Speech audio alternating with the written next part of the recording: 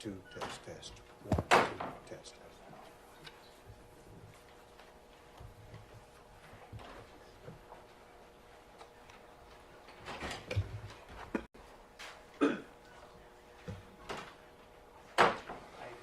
What do you want to do? We'll put one right here. Okay. No, we haven't ordered the jurors. So that's an audio. The house is down. Right. Okay. That's really one line down. Any other mics? There's a square for the wireless. And then one XLR. That's separate. That's all we need. It's clear with the audio. So just run an XLR. XLR to my camera. Okay. That's all we need. That's what I was looking for. In all this courtroom, that's what I looked for the first time. Okay.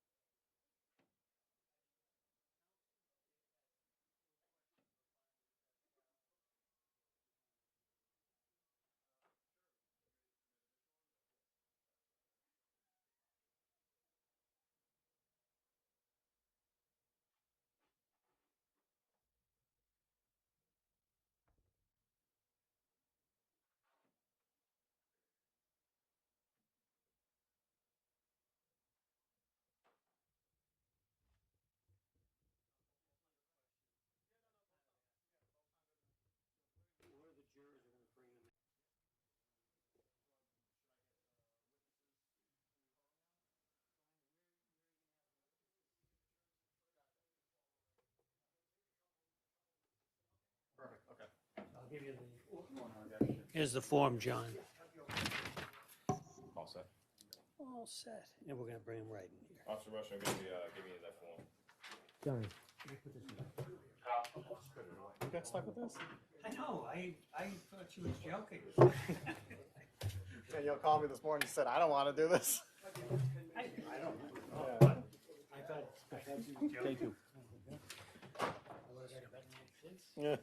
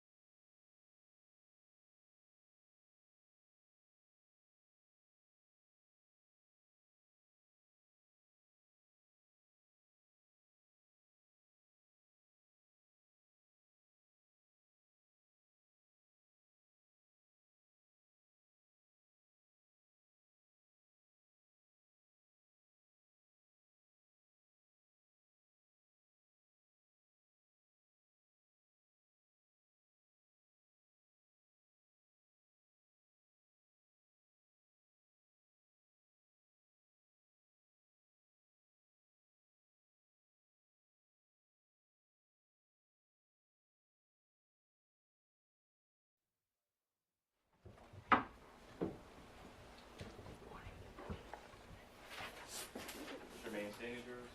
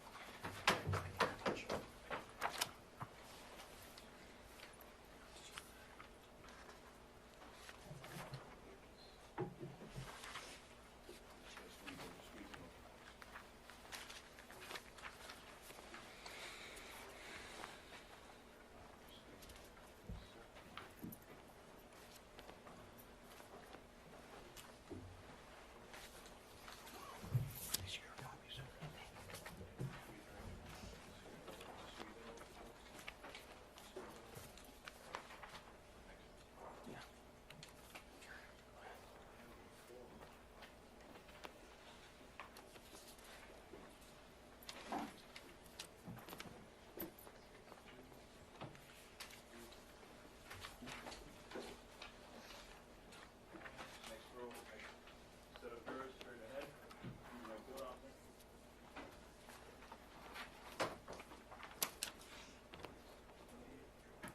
Just remain standing jurors.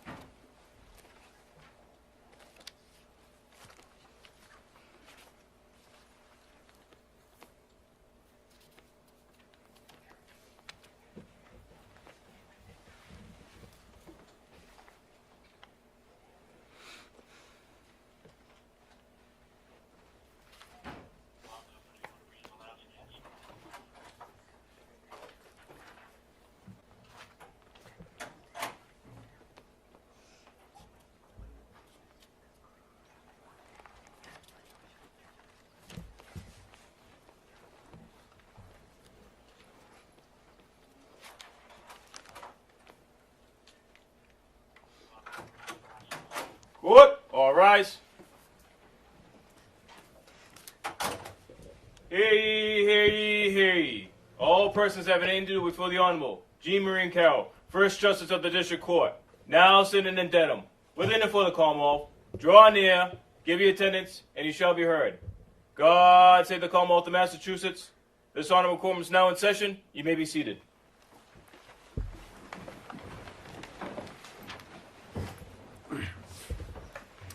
In the matter of the Commonwealth versus Stefon Diggs, docket 2554 CR 1862, are both parties ready for trial? Good morning, ADA Drew Virtue for the Commonwealth. Commonwealth answers ready. Andrew Kettlewell from Mr. Diggs. We're ready. Sir, if you please stand and face the jurors.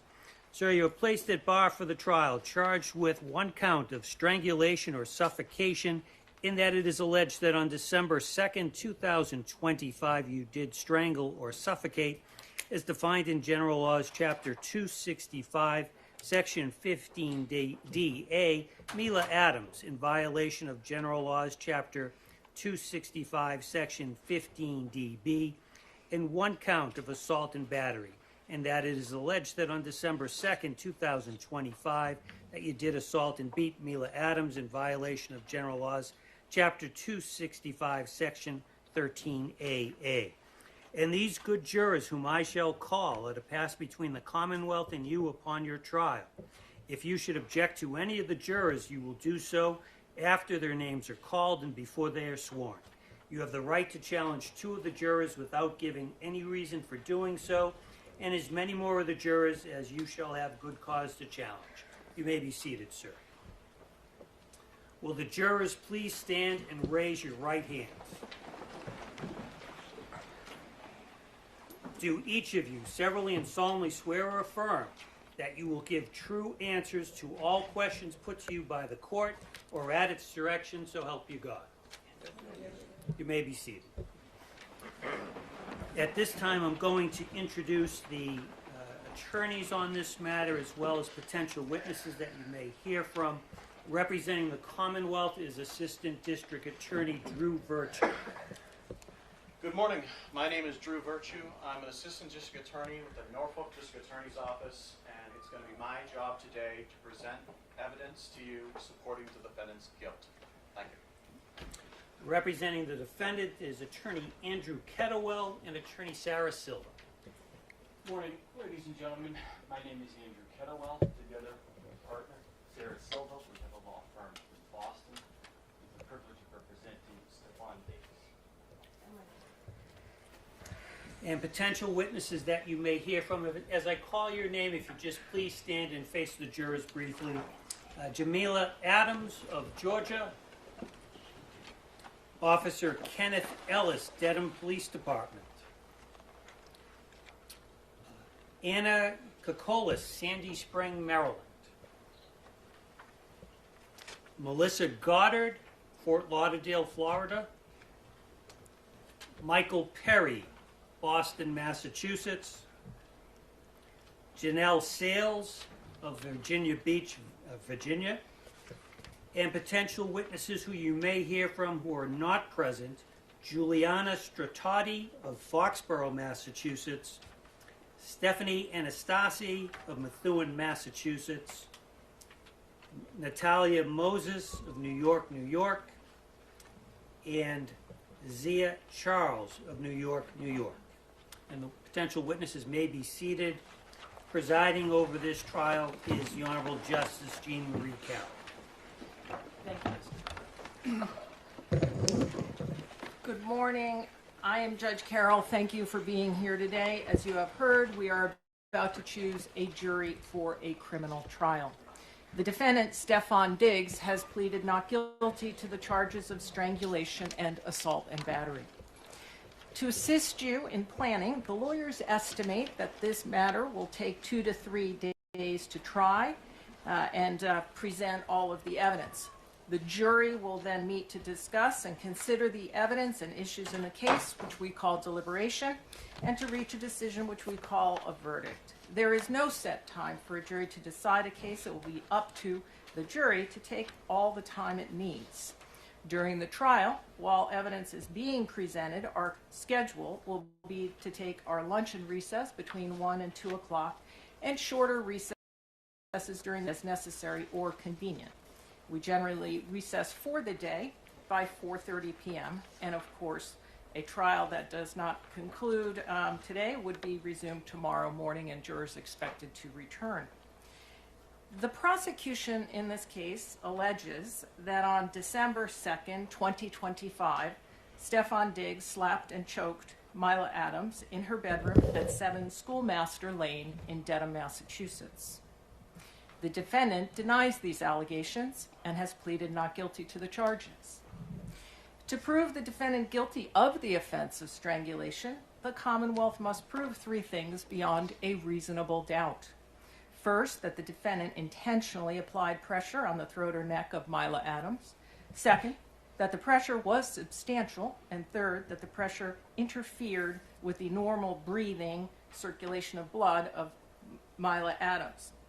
In order to prove the defendant guilty of committing an intentional assault and battery, the Commonwealth must prove 3 things beyond a reasonable doubt.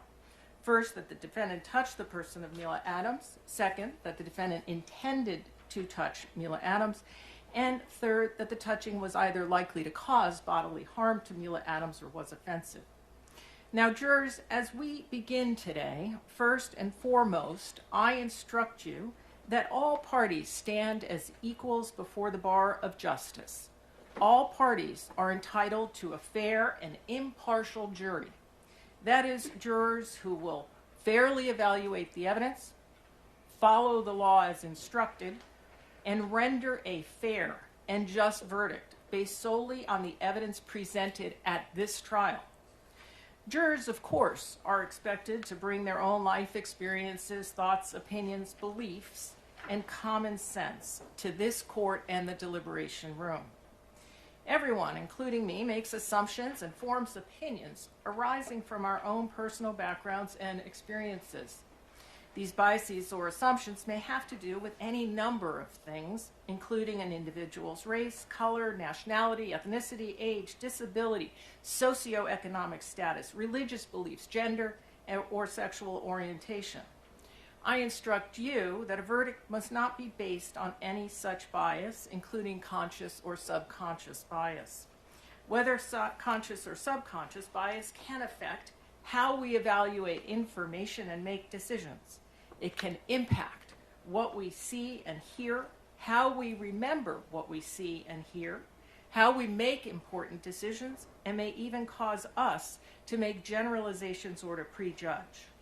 While each of you brings your unique life experience with you to court today, as jurors, you must be alert to recognize whether any potential bias might impact your ability to fairly and impartially evaluate the evidence in this case, follow my instructions, and render a fair and just verdict that is based solely on the evidence presented in this case. I will now ask you to respond to some questions that will assist us in obtaining a fair and impartial jury. If your answer to my question is yes, please hold up your juror card and the court officer will read your juror number out loud. At the end of my questions, you will be called up to the judge's bench one at a time so that the attorneys and I might speak further with you. Now, there are 4 fundamental principles that you must follow in this case. The first principle is that the defendant is presumed to be innocent. The second principle is that the Commonwealth must prove the defendant's guilt beyond a reasonable doubt. If it does not, the jury must find the defendant not guilty. The third principle is that a defendant has no burden to present any evidence and has an absolute right not to testify. If a defendant does not testify, you may not use it against him in deciding the case. The fourth principle is that the jury must follow the law as the judge explains it. Is there anyone here who does not understand or agree to follow these 4 fundamental principles? No affirmative response. Do any of you know or are you related to the defendant? No affirmative responses. Do you know or are you related to any of the attorneys or any of the witnesses whose names have been announced? No affirmative answers. Have you read or heard anything about this case? Just hold them straight up, jurors. Thank you. Juror number 46. And when I call your number, please put your card down, okay? Juror number 32. Juror number 25.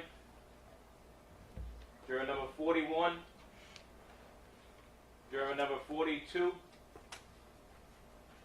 Juror number 55. Juror number 6. Juror number 4. Juror number 43. Juror number 16. Juror number 18. Juror number 44. Juror number 13. Juror number 27. Juror number 7. Juror number 22. Juror number 17. Juror number 21. Juror number 58. Juror number 34. Juror number 51. Number 29, number 49, number 47, number 45, number 54, number 35, number 36, number 14, and number 8.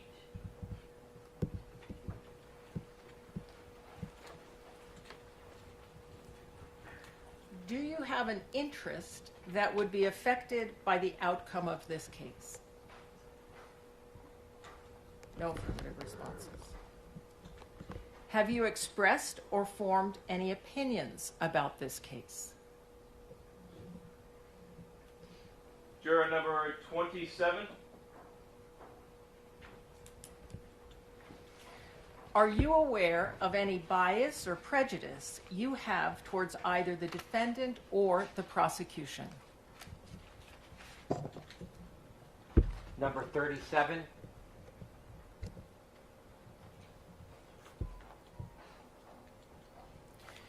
Do you know of any reason why you would not be fair and impartial in this case or able to render a true and just verdict based solely on the evidence and the law?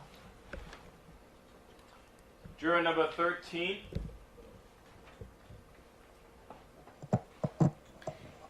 Is there any reason, for example, personal concerns, difficulty with English, physical or medical concerns, or religious or ethical beliefs that would make it difficult for you to be a juror? Juror number 42. Juror number 41. Juror number 26. Juror number 50. Juror number 23. Number 37.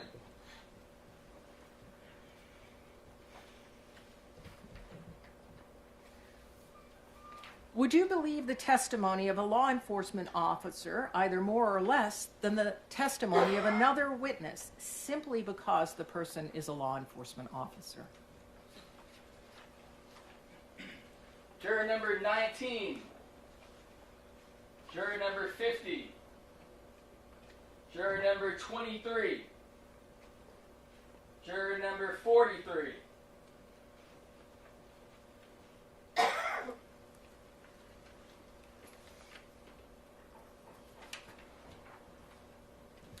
Are you a close member of your family or a close friend employed in an area related to law enforcement or criminal defense? Juror number 32. Juror number 43. Juror number 23. Juror number 22. Juror number 24. Juror number 38. Juror number 34. Number 9. Number 49. Number 54. Number 35. Number 36. Number 14.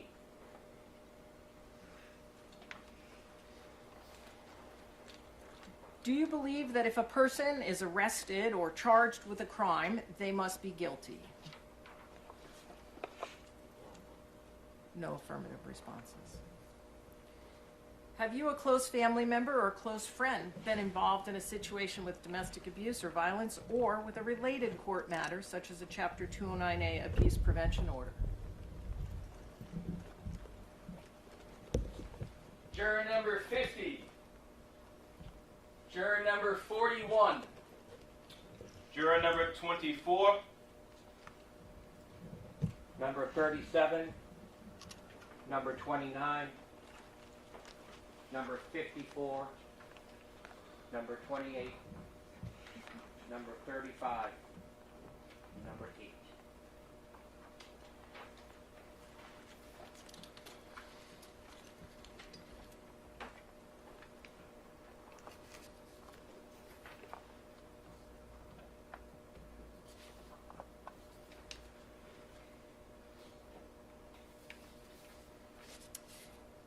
Have you or anyone close to you ever been the victim of a physical assault or abuse?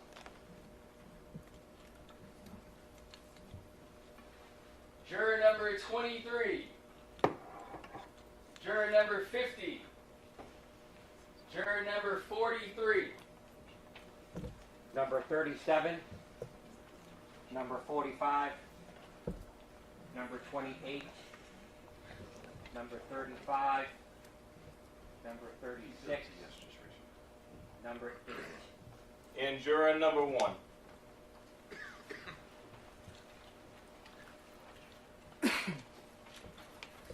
Have you or has anyone close to you ever testified under oath in a court proceeding or other formal setting? Juror number 42. Juror number 41. Juror number 25. Juror number 19. Juror number 27. Juror number 7. Juror number 22. Juror number 48. Juror number 18. Number 54. Number 35.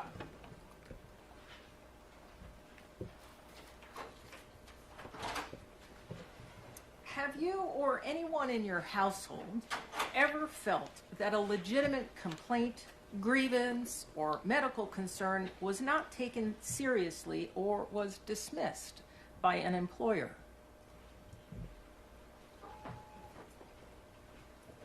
Juror number 50. Juror number 43. Juror number 42. Juror number 27.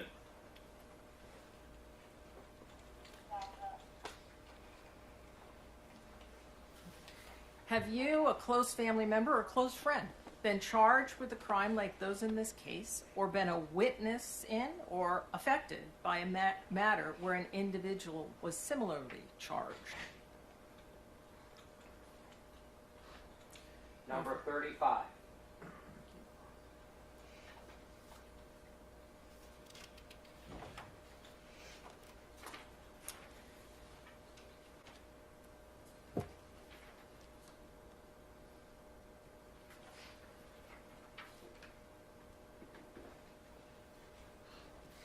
Is there anything about the charges in this case that would make it difficult for you to be fair and impartial?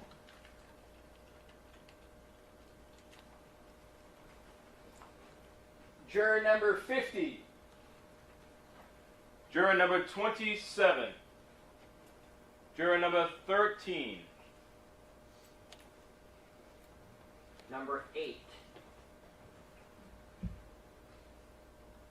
Do you know of any reason why you would not be fair and impartial in this case or able to render a true and just verdict based solely on the evidence and the law? Juror number 13. Counsel, I'll see you at second.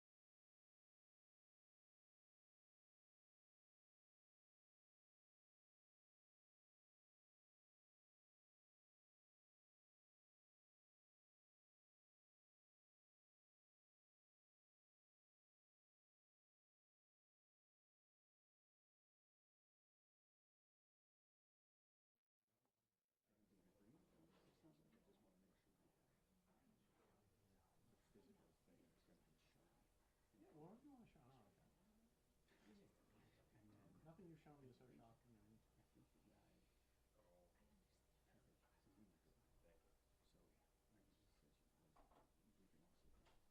Yeah, I'm not honestly, I did it more for myself, and I figured out it might be a good resource.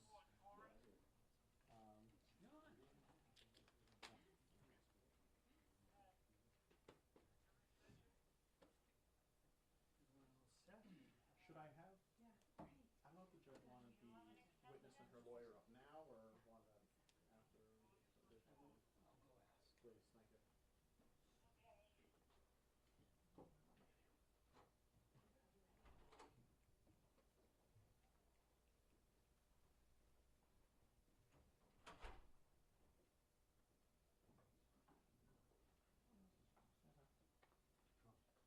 Just say hi to me. Oh, yeah. Good. So I'll be able to move that back after the meeting. Please, thank you very much. And then I'll just kind of. Yeah, well, yeah, have to cheat a little bit. Right. Anyway, she wants her. Okay.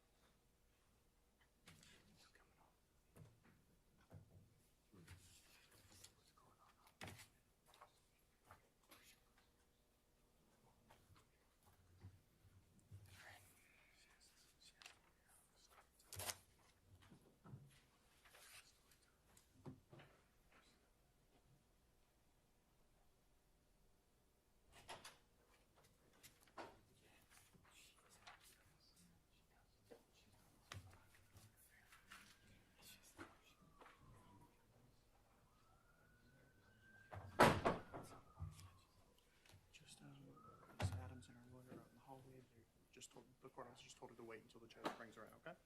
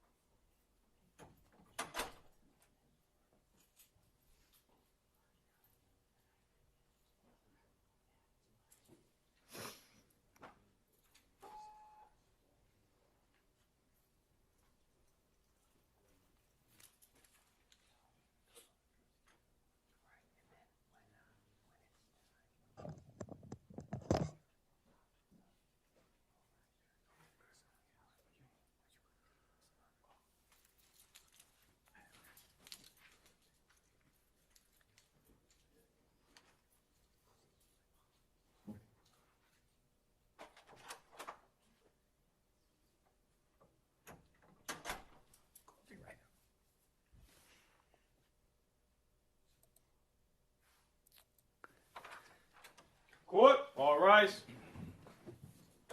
This honorable court is back in session. You may be seated. All right, Mr. Clerk, if we could have Ms.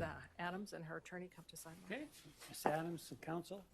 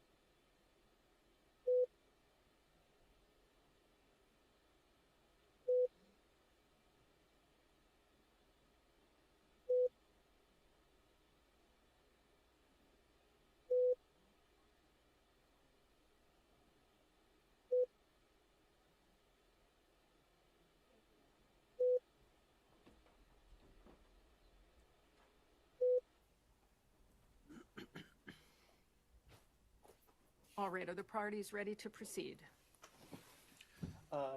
Yes, Your Honor. I think the only you want to talk about the binders now? We're ready to proceed, Judge. I know we had discussed evidentiary issues. Do we need to address those at this time, or are we ready to bring in the jury and proceed with openings? I'm going to proceed with openings, I think. Agreed. Okay, then let's do that. We do, and counsel, I'm reminded of your motion last week to sequester any witnesses, so I don't know if any of your witnesses are in the courtroom, but if they are, if they'd kindly step out, and any witnesses in this matter who will be testifying will be called in one at a time. All set? Yes, Your Honor. Okay. Thank you.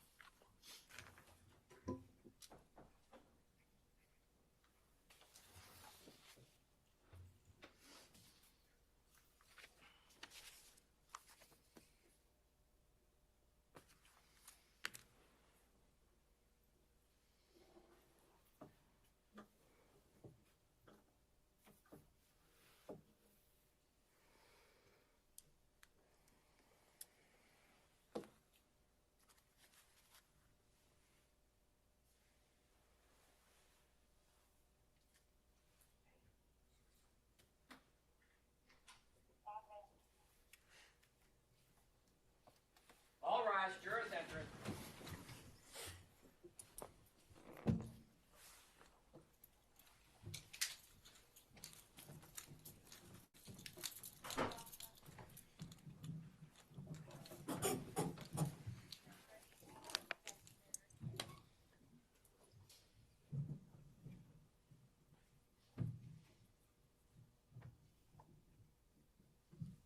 May be seated. All right, counsel are ready to proceed? Yes. All right, go ahead.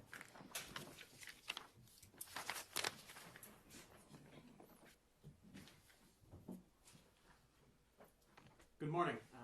My name is Drew Virtue. I introduced myself earlier when we had a larger group, but now that it's a smaller group, I just wanted to reintroduce myself again. To give you some room to stand on here of parties and what they're doing. My name is Drew Virtue. I'm the prosecutor, meaning I'm going to be presenting evidence supporting the defendant's guilt. Defense counsel will be representing their client. We'll have the clerk here, whose job it is to create a complete record of this case, both for the recording as well as writing things down when need be. The court officers who are up and about are here to make sure that we're safe, as well as help people kind of figure out where they need to go. The judge's job is to, kind of clunky term from law school, be the master of the law.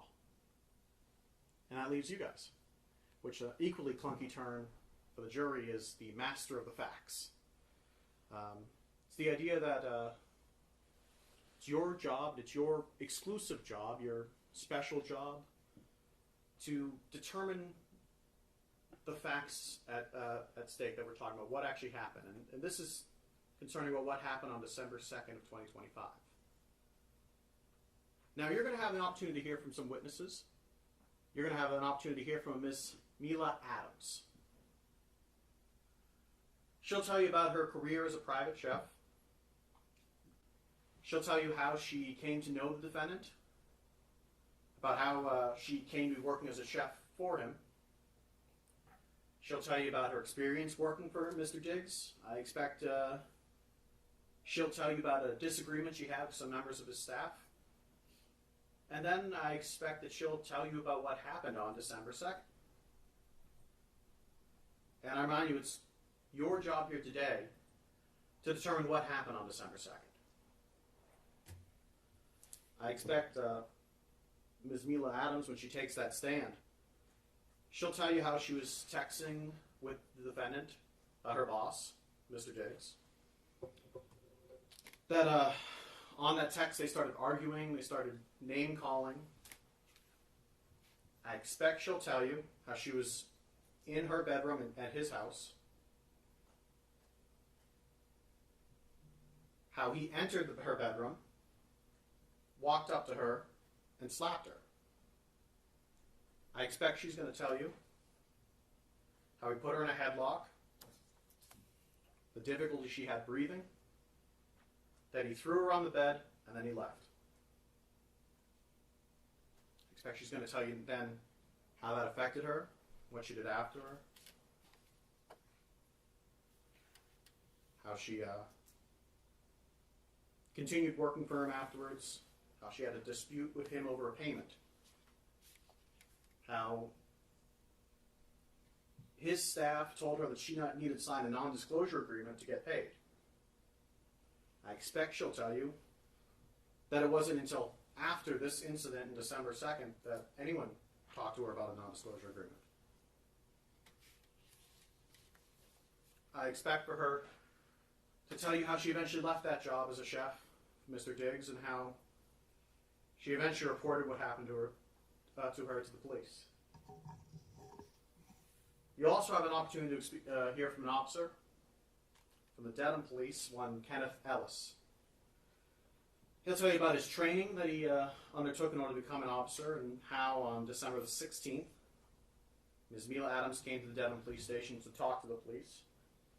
He'll be able to tell you a bit about that encounter, what he saw, a little bit about that conversation, and ultimately how he chose to, how charges were filed against Mr. Diggs. Now, in this case, Mr. Diggs has no obligation to call any witnesses. He may choose not to call any witnesses, and you cannot hold that against him. But in the event that he does call witnesses, I ask that you give his witnesses the same care, the same attention, and the same scrutiny that you give to the Commonwealth's witnesses. It's part of your job as jurors, as the master of the facts, to listen to every witness, to pay attention, and to assess their credibility. In doing so, I ask that you keep two things in mind. One, what the witness had an opportunity to see or not to see. Whether the witness had an actual opportunity to witness the crime or just saw things in and around it. And two, what sort of financial relationship each witness had to Mr. Diggs. I imagine the defense may argue that Ms. Adams' financial dispute with Mr. Diggs is an important part of this case, and I'd say it is an important part of this case. But just in the same way that her financial relationship to Mr. Diggs is important, so is all the witnesses' financial relationship to Mr. Diggs. Now, at the conclusion of evidence, I'll have an opportunity to come back to you again. During that time, closing arguments, I'll ask you to come to a decision based on the evidence you heard. But right now, what I'm asking you is to not come to any decisions.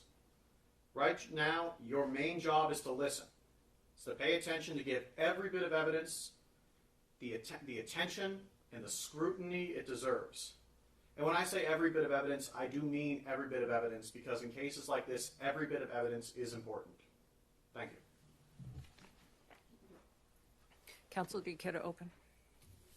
Thank you, Your Honor. Good afternoon, again, ladies and gentlemen. The assault the Commonwealth just described in their opening statement in only a few sentences. It never happened. Did not happen. There was no strangulation. There was no assault. There was no incident on December 2nd or any other day. There were 6 people in Mr. Diggs' home on December 2nd, and not one heard or saw anything out of the ordinary.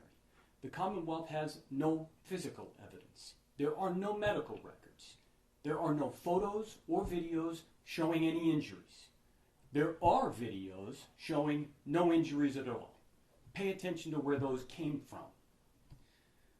On December 16th, as the Commonwealth just said, Ms. Adams went to the police, and you will learn that after that, on the very day the complaint issued in this case, December 29th, demands for money from Mr. Diggs began coming from Ms. Adams' agents. Starting the end of December on the 29th with over $19,000, and the most recent being a sum for quite a bit more. My name, again, is Andrew Kettlewell, and with my partner, Ms. Silva, we represent Stefon Diggs, who I'm actually going to ask to stand up for a moment. Mr. Diggs is a 33-year-old professional football player and businessman. He played for the New England Patriots last year. He's from Maryland. He's joined here with his mother. Thank you. You're going to learn, ladies and gentlemen, that December 2nd, 2025 was a day like any other for Stefon Diggs. He was in a good mood. The Patriots had played the night before. They'd won. He played well. He was going to head into work on December 2nd, just like any other day after a game, for treatment, film review, team meetings. And that night, on December 2nd, 2025, he and his closest friends were scheduled to fly to Miami, Florida. That was for the 1 week off he had during the season, the 1 week of vacation. It's called a bye week. During that day, after he went to work, friends began arriving at his house, folks who were also joining him on the trip to Miami. There were other people in his house. One of those people who I expect you're going to hear from is his assistant, Janelle Salas. You'll hear people refer to her as Sonny. You're going to hear from Miss Salas that for the entire afternoon, she was in Mr. Diggs' home in Dedham on Schoolmaster Street, sitting in the kind of main area, living room, kitchen area, watching people come and go. And she was getting things ready for the trip that night. Miss Adams, you're going to hear, was also in that house. She lived and worked in that house as Mr. Diggs' chef for the regular season. And that was from July 2025 to December 2025. That morning, Miss Adams was not happy. Instead, she was quietly seething about being left off that trip to Miami. I mentioned they were going to Miami that night and that Mr. Diggs is a businessman. In Miami, you're going to hear that there was an art show where a furniture line he collaborated with a person on was being displayed. But also in Miami, you're going to hear that Mr. Diggs had a birthday party. He had just turned 33, and that there was a week's worth of fun. And Miss Adams initially was expected to be on the trip, but she had been left off. She'd been left off because she'd spent the previous several days feuding with that business partner from the furniture line who was in Miami. And that person's name is Lindsay. I'm going to get back to that in one moment. But why was Miss Adams so frustrated that morning? Why was she so upset about Mr. Diggs taking Miss Lindsay's side in a feud over hers? It's because Miss Adams wasn't just a chef. She had known Mr. Diggs for years previous to ever working for him. They had been friends, and at times they'd been friends with benefits. That relationship had led to Miss Adams getting the job to cook for Mr. Diggs. She got to live in the house. She went to games. She sat with the owners of an NFL team, went to parties. She was paid $2,000 a week in reimbursement for what she claimed she spent on groceries. And she had plenty of opportunity to talk to Mr. Diggs about trying to get him to invest in her to open her dream restaurant. As that season wore on, her place in Mr. Diggs' circle began to slip. And things came to a head in late November when that issue that I just mentioned, the feud between her and this person named Lindsay, popped up. That feud, it's about an anonymous blog post that was posted on the internet. Lindsay said that Miss Adams posted it. Miss Adams said Lindsay was the problem. The blog, the drama, all of that, it's not important to this case. What is important is that by December 2nd, 2025, Miss Adams was furious. She was upset about being left off the trip. She was upset about Mr. Diggs taking Lindsay's side over her in that argument. And so while he was at work, she was at the house. And you will see the text messages, I expect, that she sent to him that morning. You'll see her frustration boiled over. A quick word about those text messages. I expect you're going to see most, if not all, of these messages. And there's some language in there that is not typically courtroom appropriate. There's cursing, there's slang. The one thing I ask of you is that you don't let the way that the messages, the two parties in the messages communicated with one another, interfere with your ability to understand the content and to understand their importance. Because you're going to see what that exchange was about. You're going to see it was about this dispute, about Miss Adams being left off the Miami trip and about Mr. Diggs picking somebody else's side over her. And you're going to hear why that's important. Because as I said, Miss Adams went to the Dedham Police Department on December 16th. And she made her report.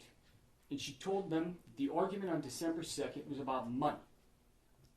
She told them that's what the fight was about, over text and in real life, and that's how things got out of hand. She didn't mention Miami. Listen to what else she didn't mention. And 2 days later, she sent the Dedham Police Department a screenshot of the text messages she said, and you just heard the Commonwealth say, led into that fight. Led over the phone to Mr. Diggs, coming into her room and committing this offense. And you're going to see those messages that she sent to the Dedham police. And I expect that what the evidence is going to show you, after you've seen those, after you've seen all the messages that she did not show to the Dedham police, the evidence is going to show you that she curated the messages. She omitted some, she removed other messages before she sent them to the Dedham police to fit her narrative. By the way, on December 2nd, she indicated to the police as well that she had not been paid for November. You're going to hear a little bit about her payment and about her paperwork, and we'll get to that in one moment. A few of the people who you're going to hear from in this trial, many of them do work or have been associated with Mr. Diggs. Sonny, his assistant, is one of the witnesses you're going to hear from. I indicated to you she was inside the home that day, sitting in the living room, watching people come and go, doing her job like normal. She personally spoke to Miss Adams throughout that day, and she'll tell you what she observed. You're going to hear from other folks who talked or texted with Miss Adams that day as well. You're going to learn that Mr. Diggs had a scheduled day. He was at work in Foxborough, and even after he got back from work, he had a set schedule. He had an IV treatment for 1 hour and a 2-hour massage that followed. Following that, as I said, they were getting on the airplane and they were flying to Miami. As for Miss Adams, what you'll hear is that there was nothing out of the ordinary. She was normal. She cooked dinner for Mr. Diggs on December 2nd. She chatted on the phone and spent the afternoon and early evening in the house, and that night she flew to New York City to spend her week off with friends. Now, I've said normal a few times already in this case. Let me pause and tell you what normal was like in the Diggs house. Mr. Diggs is a highly regarded professional athlete. He owns a clothing line, a furniture line that I've already mentioned, and other businesses. And he's a public figure. He has a coterie of family, friends, and staff around him at all times. Good professional athletes are paid very well in this country, and Mr. Diggs is very good at his job. He has the means to support his friends, family, and staff, and he takes good care of his people. You're going to hear that on December 2nd, he was taking his entire entourage on an airplane down to Miami and putting them up for a week's worth of events and parties, and that wasn't even out of the ordinary. So normal in the Mr. Diggs house is a little bit different from normal in your house or mine. But just like any other person in this country, rich or poor, Mr. Diggs sits here an innocent man. And any preconceptions or feelings you have about athletes, wealth, or anything else, you have to put aside and not let interfere with the oath you just took as jurors. So we've talked about December 2nd because that's the day Miss Adams claimed this incident occurred. You're going to hear about other days as well. You'll hear a little bit, like I said, about that November blog incident because it led up to the text exchange on December 2nd. The text exchange, the Commonwealth just told you, led into this physical assault that Miss Adams claims occurred. You also heard a moment ago that she flew to New York City that night. And I expect that you're going to hear from the people she stayed with in New York City. Their names are Shy Charles and Natalia Moses. They're both hairstylists who live in New York City, and you're going to see videos from Miss Adams' trip to New York City. Videos recorded only hours after she had landed, hours after this alleged incident had occurred. Videos from later that week, the next day, and a few days after that. And when you hear about those videos, ask yourself, what am I seeing? Where did the information come from? And what can it tell me? Ask yourself whether what is depicted on those videos is consistent with the Commonwealth's theory that Miss Adams was brutally assaulted by a professional athlete in her bedroom on December 2nd. Ask yourself, what would you expect to see from what the Commonwealth just described in a person's demeanor and physically on their body? There's an old axiom that the simplest answer that accounts for all the facts, that is the true answer. See if the Commonwealth's theory accounts for all of the evidence that you're going to get to see over the next day and a half. One other thing that you are going to hear, the Commonwealth mentioned it briefly for a moment there, was that Miss Adams returned to the house in Dedham. You're going to learn that happened on December 9th, 1 week after she went to New York City. One thing you will learn about that return is that on December 16th, she told the police that she was only going there to pack her things. The evidence will show you that that was not true. She actually went back to work just like nothing had happened. Pay very close attention to the details surrounding her return on December 9th. How she got there, what she was doing, what happened after she got back to the house in the middle of the night at about 11:30 p.m. and walked in unaccompanied. Listen for those details about what she did then and what happened after, and ask yourself whether it tends to corroborate the story the Commonwealth just told you, that she was violently assaulted and strangled on December 2nd, or whether it instead suggests that nothing happened on December 2nd. As I said, after Miss Adams got back to work on December 9th, she tried to pretend that things were fine. She tried to get back in Mr. Diggs' good graces, to get him to forget about the text exchange back on December 2nd. But the damage, the argument they had on December 2nd was done, and she couldn't get back into his good graces. And even worse, she was now coming back and going to have to comply with the same rules that applied to everybody else. The Commonwealth already mentioned one of those. You're going to hear from Melissa Goddard, one of Mr. Diggs' bookkeepers who came up from Florida. She's going to tell you that she took over responsibility for Miss Adams' payment that fall, and that she found, because Miss Adams had had this previous relationship with Mr. Diggs, that she had never been onboarded as a normal contractor. She had never filled out any normal paperwork. And she told the assistant Sonny and Miss Adams that they needed to follow the normal procedures. Miss Adams needed to sign proper paperwork, including signing an NDA just like anybody else. And she needed to submit actual receipts for reimbursements, just like everybody else. And you're going to see that Miss Adams ignored those requests until she couldn't anymore. And that happened around December 13th. On December 13th, you're going to learn Miss Adams got an email about that paperwork, and she got upset. She got mad again, and there was another barrage of angry text messages to Mr. Diggs. And this time, she wound up getting herself fired for good. I expect that you're going to end up seeing those messages as well.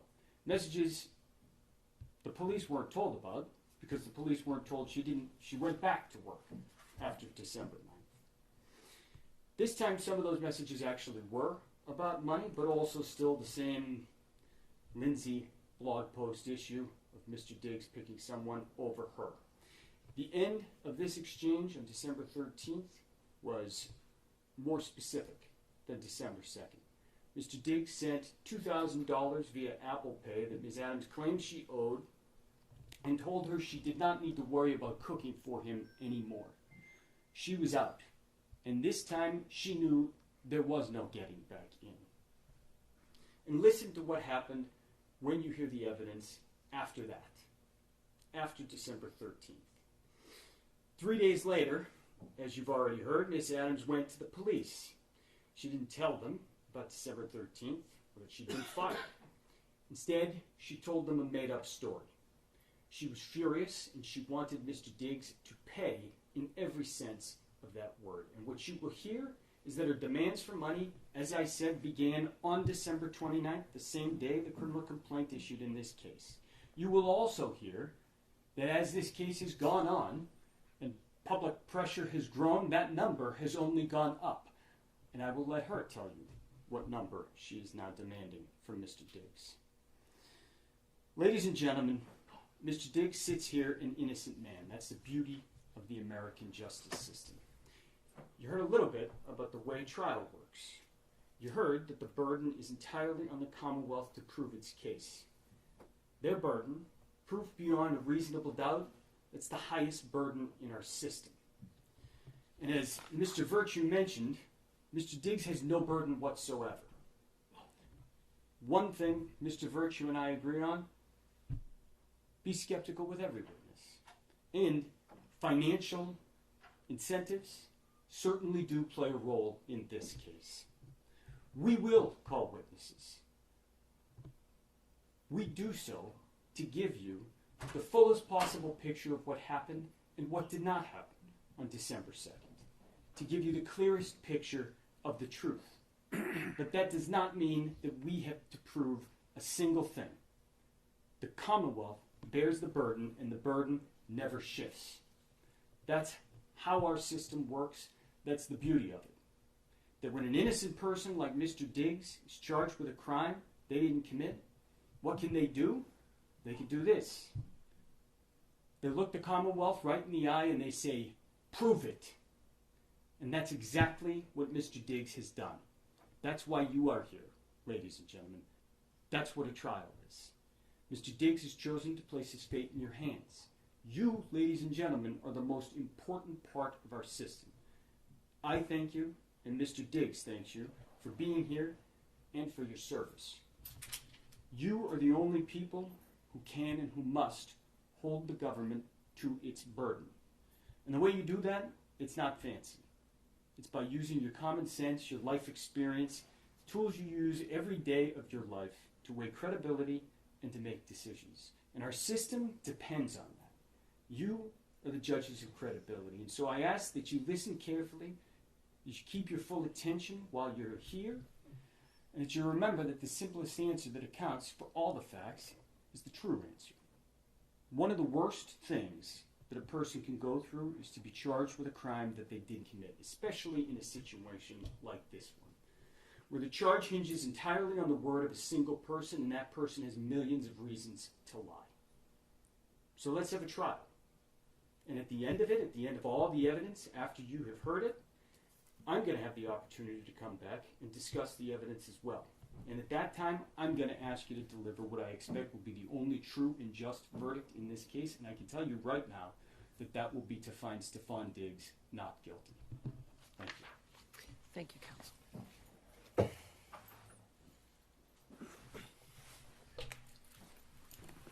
Your Honor, the Commonwealth will call Mila Adams to the stand.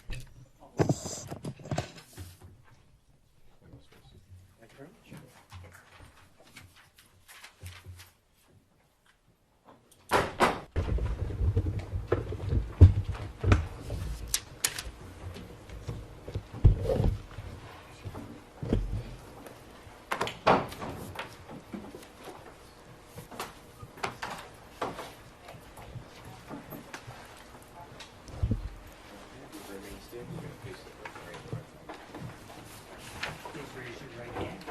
You solemnly swear the testimony you're about to give in this hearing shall be the truth, the whole truth, and nothing but the truth, so help you God. Yes,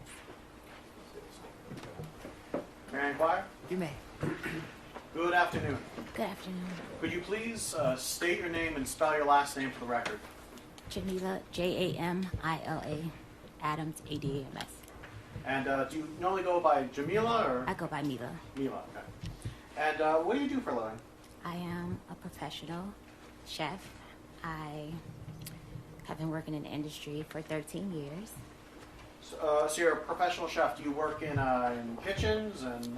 I work privately for athletes, prominent figures, and wealthy families.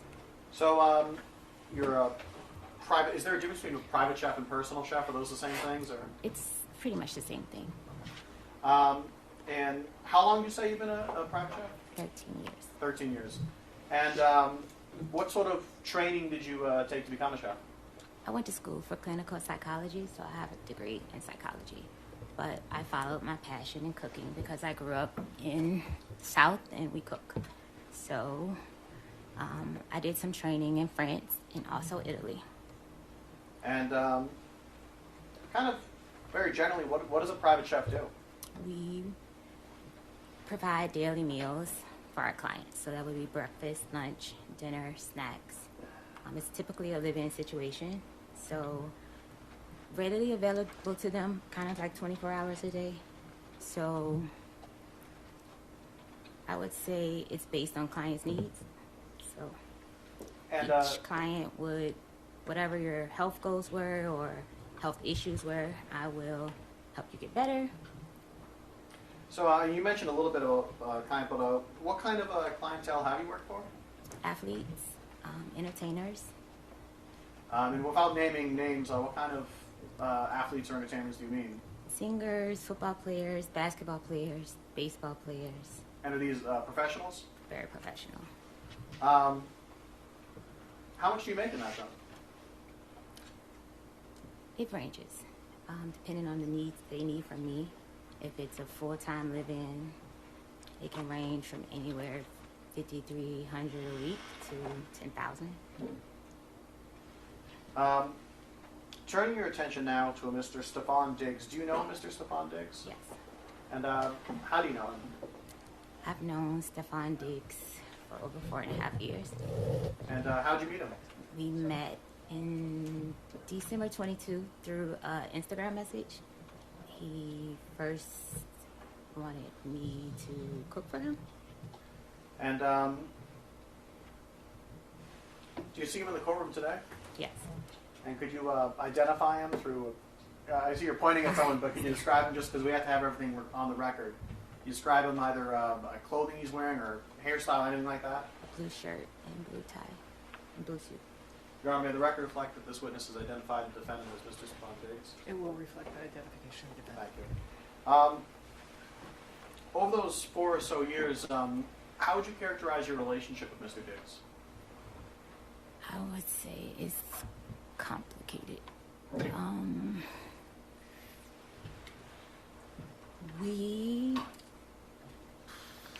We had it started out as friends. We met. It started out as friends, became sexual, and we would meet up, hang out, and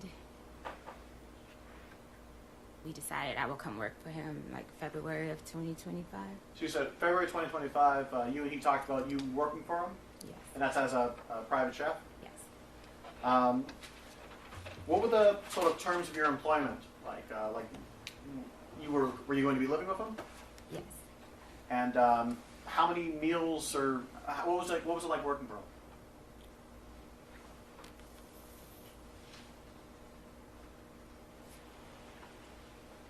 Can you say that again? Yeah, yes.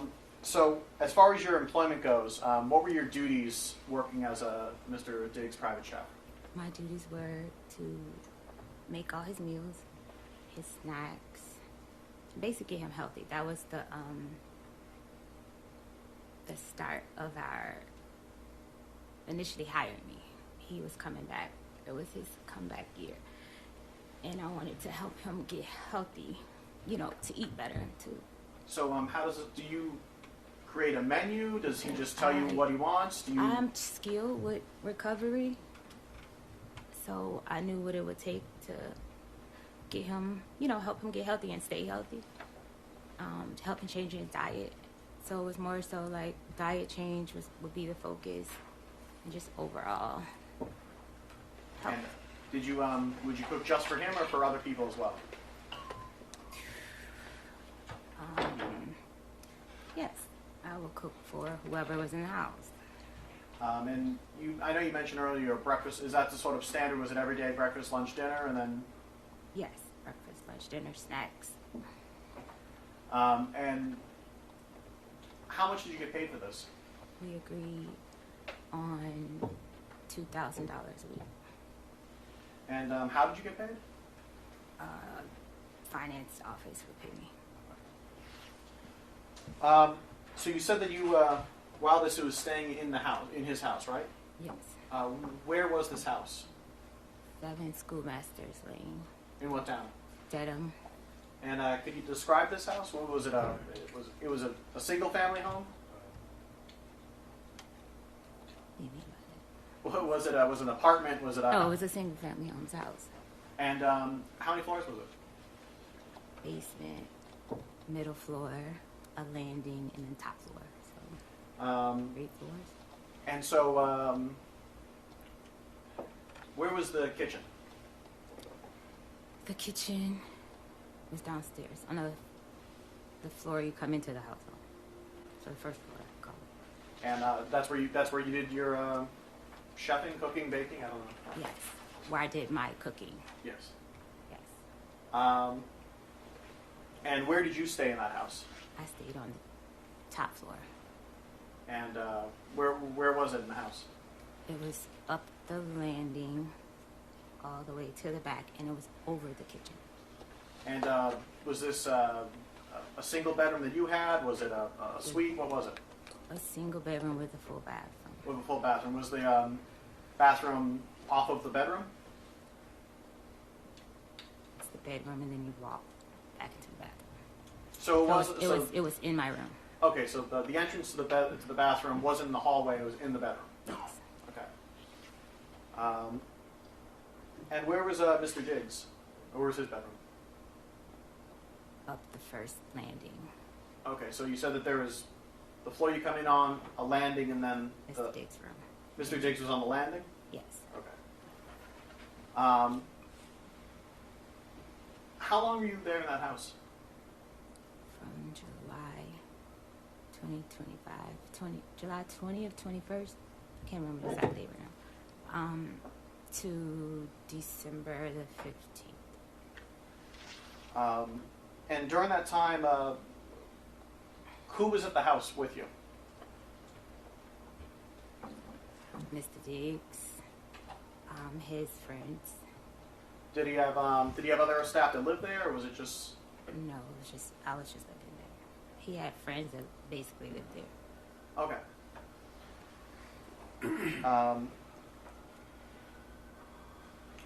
And while you were living there, was it a kind of regular schedule, or thing? How did that work? Yes, he gets a different schedule by the week, but it would change by the day sometimes. Sometimes he would have to go in later or earlier. So I will often ask at night what time you have to be at work, so I can have breakfast prepared for him to take to work. Turning your attention now to November. Around November, did any sort of friction occur between members of his staff? Yes. And what was that? I wouldn't. Friction. Say that again. Did Friction. was there any sort of maybe I should say this. What, if anything, happened near the end of November? Yes.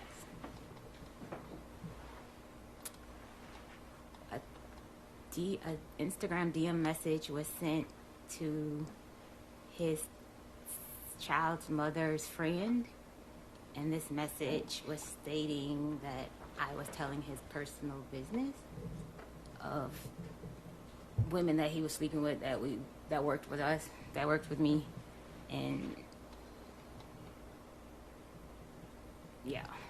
And so, as far as I can remember what that message said.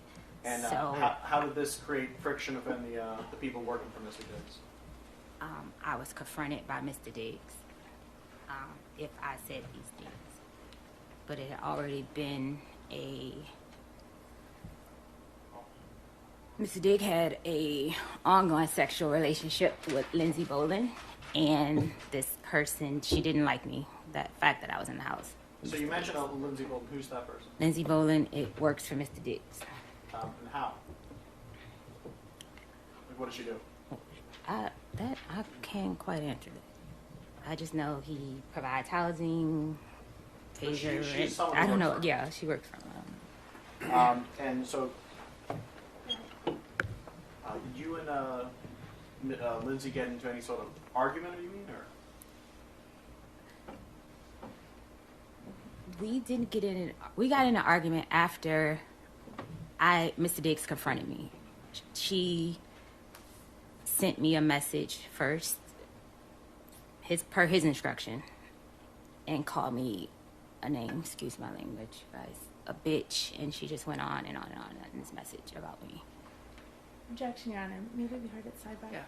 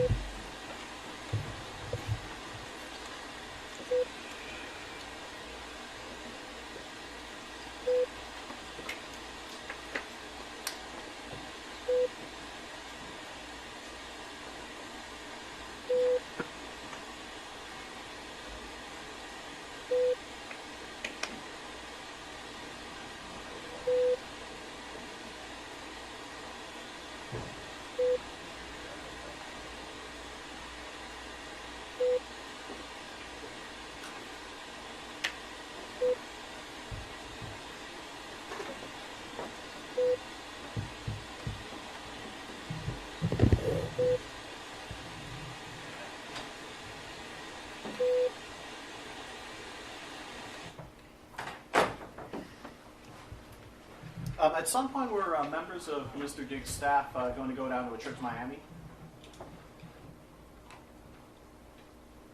The whole staff was supposed to go there, yes. And you said the whole staff. I wasn't finished on that last question. That's fine, but I'm asking questions now. Okay.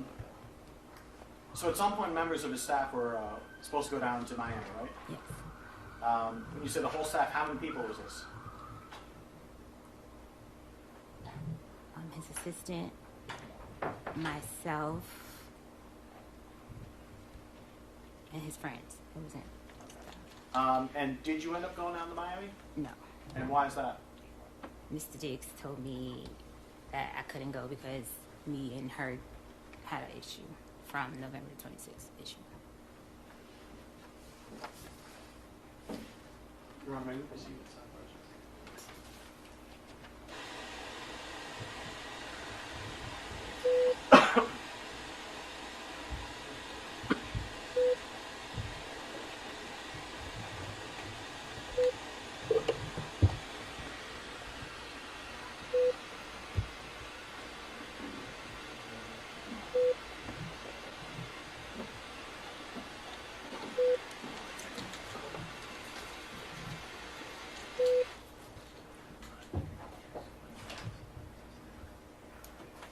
All right, jurors, at this point, we are approaching the luncheon recess, so I am going to release you to the lunch break.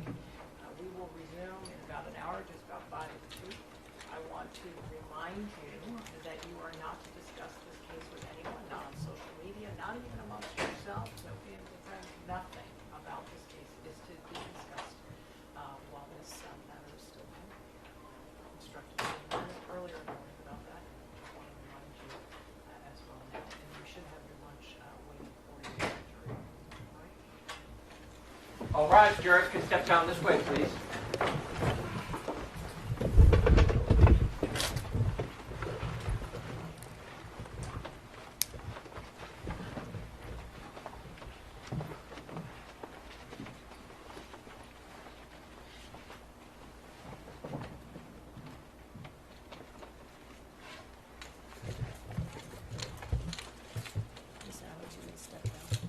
Jurors have exited. Counsel, are there any issues that we need May be to seated. address before I discharge the, or is everything all set? Anything that's come up from this morning? You had mentioned that you had certain exhibits that you had agreed and were going to be pre-marked, is that right? I believe so, yes. Have those been provided to Mr. Clerk? So perhaps we could just make sure that's all in order, so that when you resume, if Yes. you're going to be referring to them, that the record's clear. All right, thank you. With that, we'll resume in about an hour. Court, all rise. Court stands in a luncheon recess.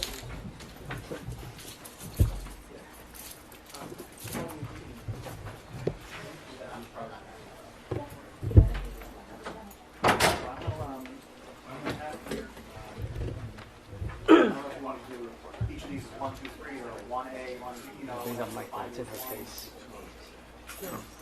Yeah. Was it fuzzy?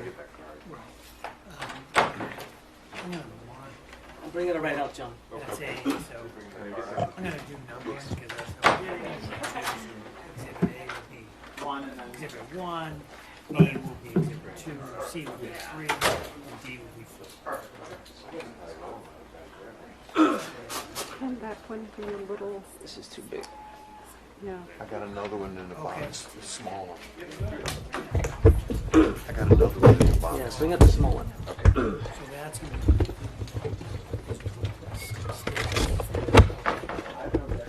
Night, night. coming in. Hold on. Correct, yeah. Lunchies. Lunchies.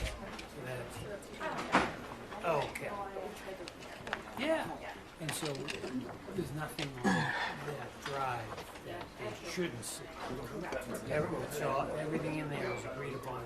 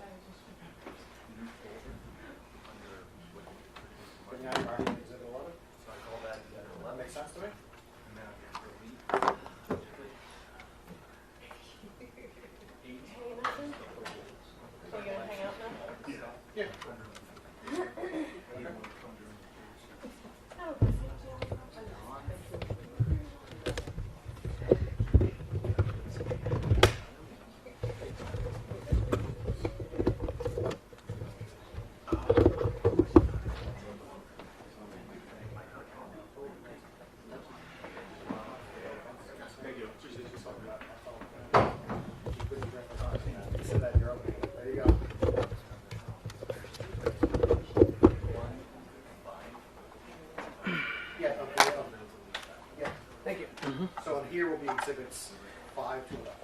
Oh, glad you got that Oh, box. it also has the. So pieces. to, Okay. later, Perfect. Okay. send you over the card at 3 o'clock so that you help everybody at the doors. Yeah. You do everything at 4 o'clock. And they're gonna spend it. It's gonna be too much minutes. Right. Bring out the, you get a card. Most of them need this. Okay. Put the card in there, give it to them. Okay. What was asking for 25. No, no. 10, anyone that has SPS Say cards? within 3:15ish. So that way we can just break it up and not do everything at once. Make sense? I do have my camera in here with me too. I could feed it out, or we just give them the card and give them the reader. I think the reader's faster. Okay. Yeah, you're right. Instead of just sitting there for an hour. Yeah. We'll do. So once it starts, maybe an hour into it, I'll give you a card, you run out and do that.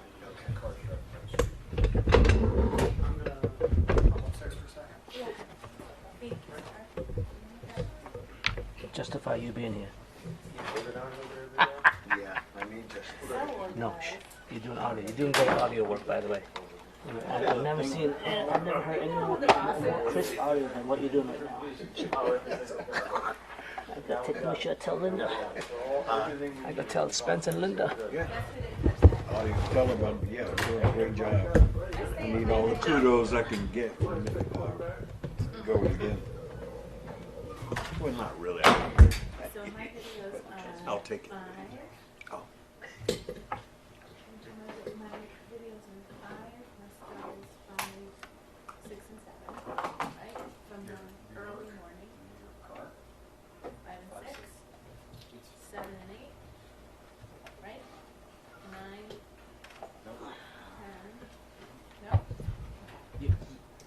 Yes. 5 is Oh, it's all the videos. Gotcha. Gotcha. Oh, yeah. Okay.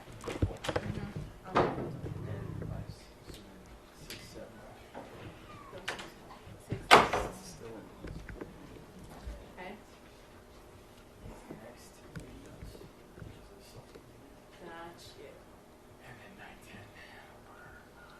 The stills. Okay. May I have the stills? Oh, they're amazing. Which one? The other left? These are mine. We moved some stuff. These are mine.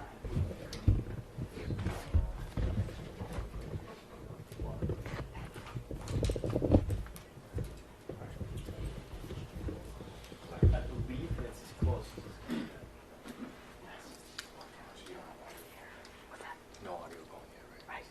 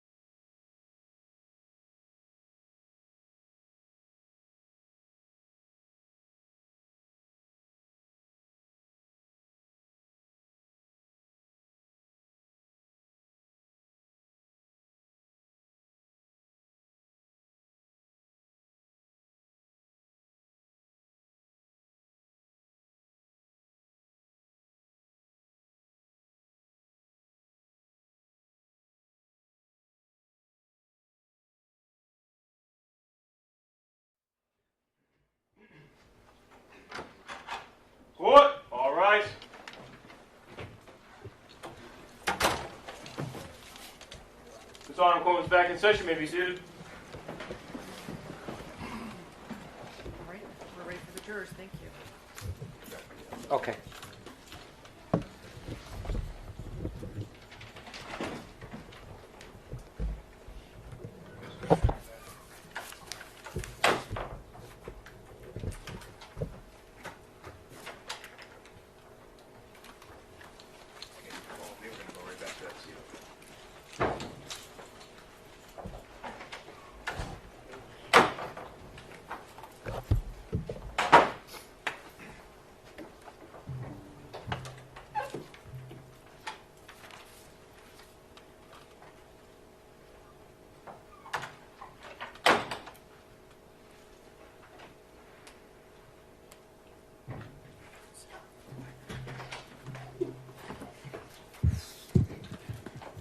Court, all rise. Jurors entering.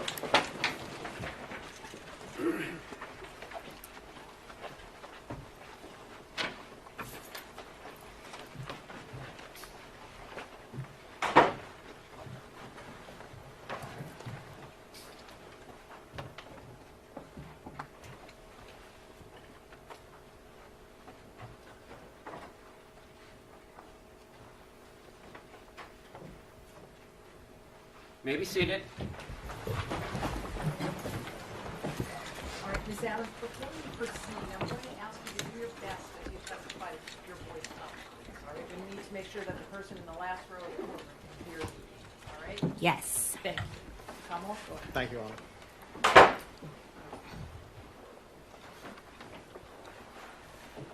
Ms. Adams, can I now turn your attention towards the date of December 2nd? Yes. Were you still employed by Mr. Diggs at this time? Yes. And where were you on December 2nd? I was in the house. 7 schoolmasters. Gotcha. And that day, what were you doing that day? I woke up in the morning, prepared breakfast. Mr. Diggs came downstairs. He asked me what was I doing for the week. And I asked him, oh, so you weren't going to tell me that I wasn't able to come to Art Basel? And he explained why, and it was because of the situation with me and the other coworker, Lindsay Bolin. And I was upset with him, not upset at the fact I couldn't go to Art Basel. Me and him have a relationship for over 4.5 years. He could have told me weeks ahead of time, because me and his girlfriend, Cardi B, we were talking about having like outfits and stuff. It was like a whole thing being planned, and he just waited till the last day. So I was more upset with him not letting me know I wasn't going to come like at an earlier time. And at some point during this day, were you alone in your bedroom? Yes. And do you know around when this was? It was in the, like around 3 afternoon, 3-ish. When you're in your bedroom by yourself, what, if anything, were you doing? I was sitting on the bed, laying across the bed. I had my laptop, reading a cookbook, actually. And were you communicating with any people at this point? I received a text from Anna, was one of his friends. Did you receive any texts or send any texts to Mr. Diggs? No, the morning text. That was in the morning. We had went back and forth. So you had some previous texts in the morning? Yes. Let's go. You're in the bedroom. What happens next? I was in the bedroom. Mr. Diggs came into my room. I was laying across the bed. He came into my room. When you were in the bedroom, was the door closed? Yes, the door was closed. So when he came in, did he open the door? Yes, he opened the door. Did he leave it open after him? No, he closed the door behind him. And you said you were on the bed? Yes, I was laying across the bed. About how far away were you from the door? About 4 or 5 feet, something like that. So he comes in, closes the door behind him. What happens next?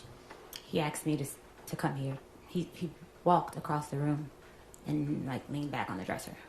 Okay, and just to give a kind of a sense, where's the dresser in the room in relation to like the door and? Across the room, alongside the bathroom door.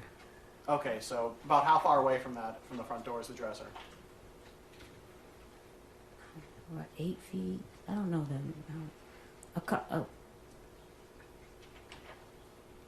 a nice amount of feet. Okay, so some amount of distance from it. You said he leans against the dresser? Yes, Are you still on the bed at this point? I'm still on bed at this point. What happens? He comes in and he looks very angry. He was upset from the text exchange we were having. And in that text exchange, he was calling me bitches, and he was just very upset. But what happened in that room? He came in and he with intent to hurt me. No. What, not his intent or anything. What actually happened? He was leaning against the dresser. He asked me to get up to come here. I got up off the bed and I came across to him and I stood in front of him, like I stood on the side of him because he was leaning back. I stood on the side of him and he was like, "What was all that shit you was talking?" And then what happened? And I was beginning to say, "You said," and I couldn't finish my statement and he smacked me. So when you say he smacked you, He smacked me with an open hand. do you know which hand he used? Right hand, right side of my face. Do you know which part of your face got hit?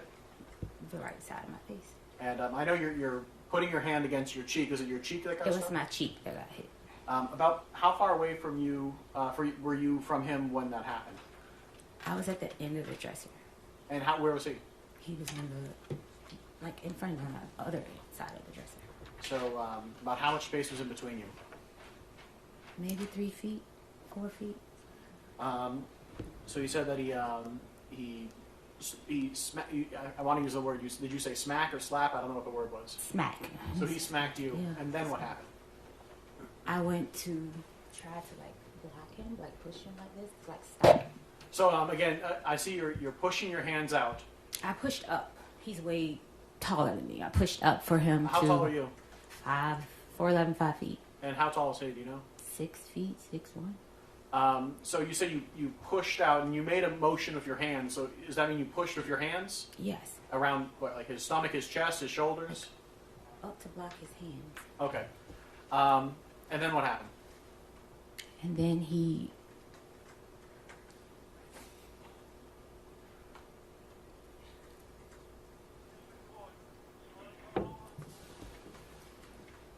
Can I have a second?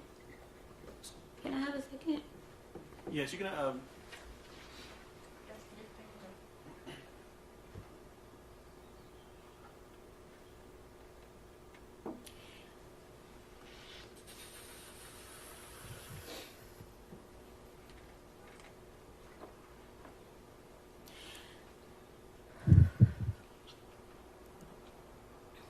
Alright.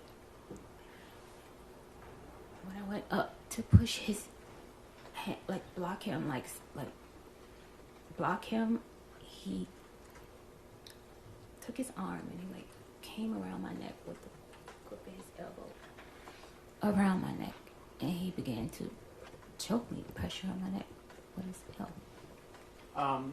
So you said you pushed against him, and then he put his arm around your neck. Yes, Do you know? Were you facing away from him? I was facing him. You were facing him. He put his arm around your neck. Yes, he like spun me around. He spun you around. Yeah, like he. I will have to show you more so than I can describe it. Describe it as best you can. I was standing in front of him. When he slapped me, I went to like try to hit him back like this. And then it was like he tackled me. Like got me to try to keep from pushing him or protecting myself. And he put his arm around my neck like this and he was choking me. So you ended up in a position where his like forearm or bicep was around your neck. Yes. And you said he choked you. What exactly did he put pressure on your neck? Yes, he put pressure on me. And were you able to breathe? At first, and it kept getting tighter and tighter. So were you able to breathe? No. About how long were you in this position? I would say roughly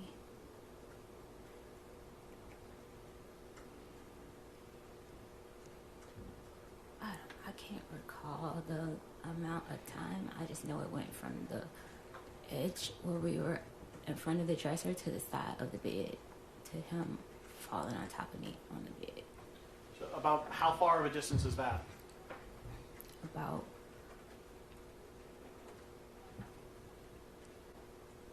maybe 4 or 5 feet, something like that, 5, 6 feet. At some point, did he let you go? Yeah, he let me go. When we got to the side of the bed, I was pushing back. I started to do a move that I saw off of social media. He said to me, that shit is not gonna work. So you say you tried to do There a was a move. defensive move where you try to put your hands underneath the person that's trying to choke you. It's like something I saw on a women defensive page or something. And he said that shit you see on Instagram is not gonna work. And that's when he got tighter. Like the more I was trying to pull his hand, he got tighter. And then what happened? And then I was pushing back. And then he like fell down on top of me on the bed because I was on the side of the bed. And it was like, he was like letting me, like I guess he was about to let me go. But as he was getting up, he like pulled my hair. And he was like, yeah, I thought so. And then what happened? He got up off of me, off the bed behind me, and he walked around the bed. I told him I still haven't got paid. He said lies. And he was like, so what are you doing? So what are you doing for the week? And I was like, I'm staying here. He said, I don't want anyone in my house. I don't want anyone here. I was like, okay, so who's going to get my ticket? He said, who always gets your ticket? And that's it. He walked out of the room. So from the moment he entered the room to the moment he left, about how much time went by?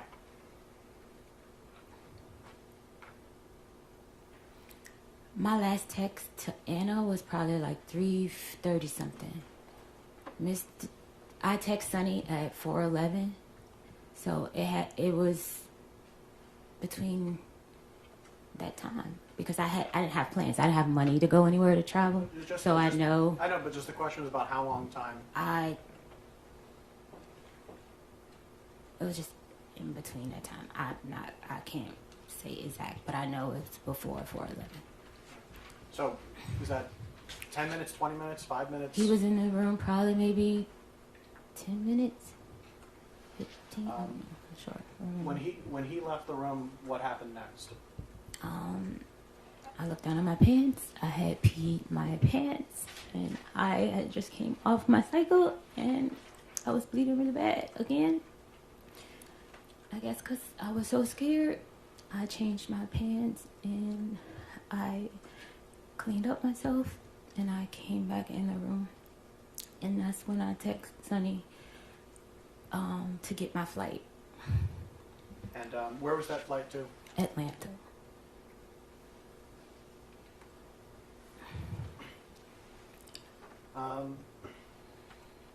At some point, did you exit your? When you said you went to your bathroom, was that the bathroom that's connected to the bedroom, right? Yes. At some point, did you leave out your bedroom again? I didn't leave out my bedroom till later in the afternoon. But so at some point later on, you did. Do you know about how long you stayed there? In my bedroom? A while, because I was trying to figure out what I was going to do. So at some point though, that later on that day, you exited out of the bedroom. Yes. And what did you do next? When I exited out of the bedroom? While I was in my bedroom, I was packing my clothes to leave. I called another coworker, I would call her, and I just asked her, like, you know, what she was doing, and she was like, I told her I wasn't able to go to Art Basel, and that like I was going home, and she was like, oh, you should come here, and I was like, yeah, you know what, I'll come there. When she said here, what does that mean? New York City.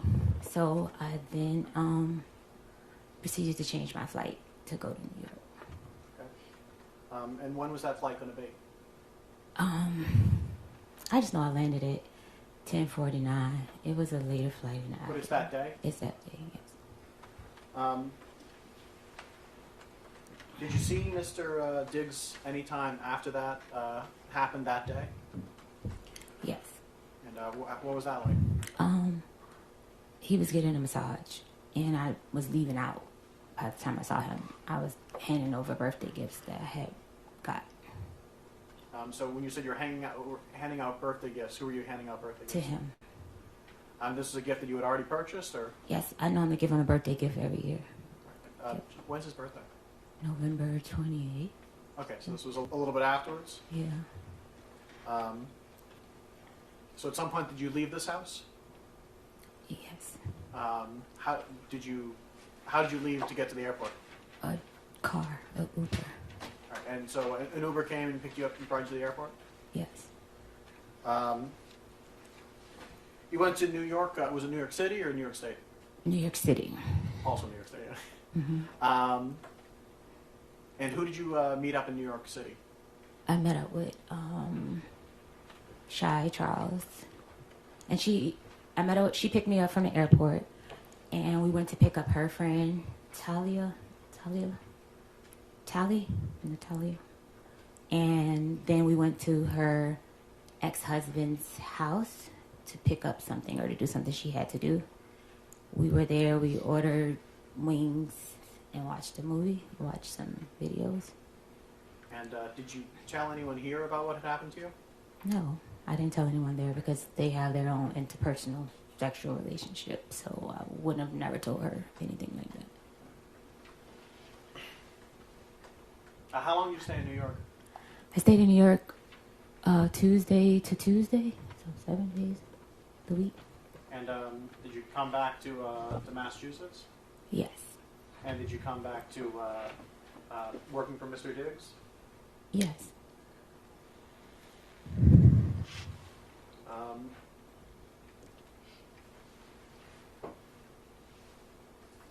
At some point, and I know this was a little bit before, maybe a little bit afterwards, but at some point were you talking to Mr. Diggs about money you felt he owed you? It was past wages. Okay. Yes. When did you first bring that up with him? During the week of Art Basel. I want to say like maybe the 5th or 6th. Of December? Yes. Okay. And so you felt that he owed you some money from wages that weren't paid? Is that what you're saying? I wasn't paid for the time of the month. Like I had been paid for the weeks that I put in at that time. Okay.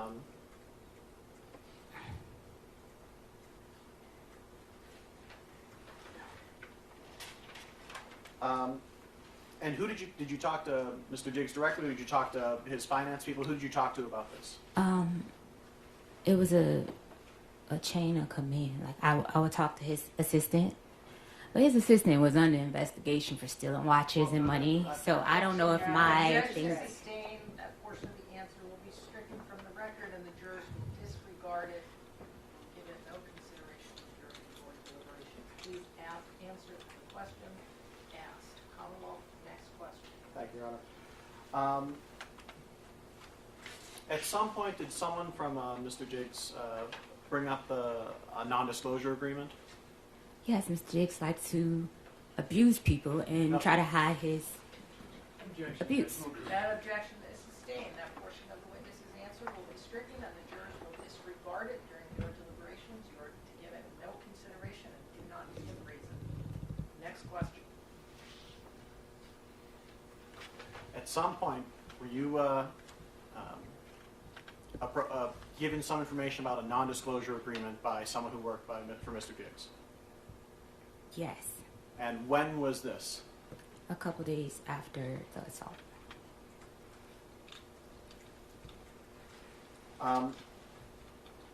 At some point, did you stop working for Mr. Diggs?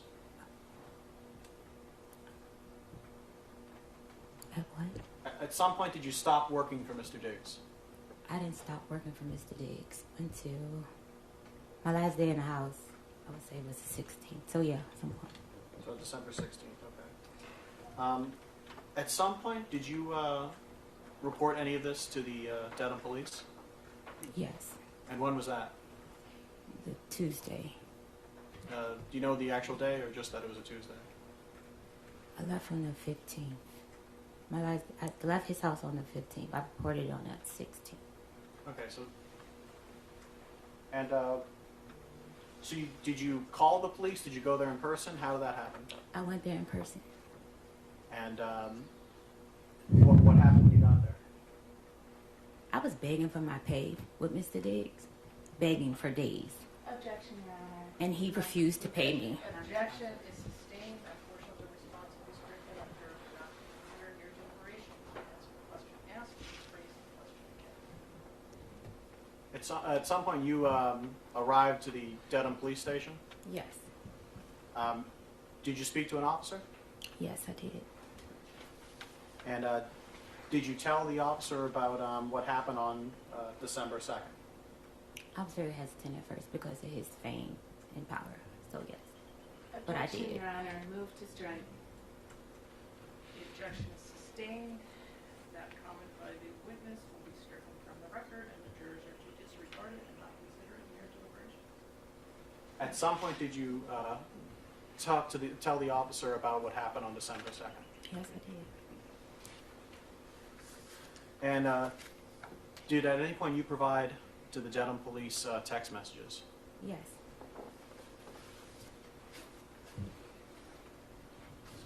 Your Honor, may I approach?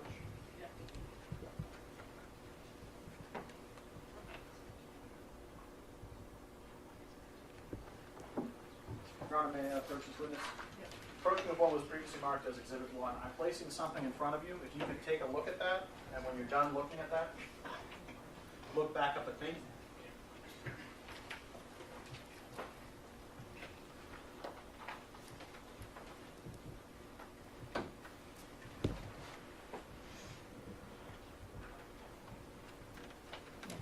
Do you recognize what that is? Yes. What is that? It's the text message exchange between me and Mr. Diggs. And is this the text message exchange that you provided to the Dedham Police? Yes.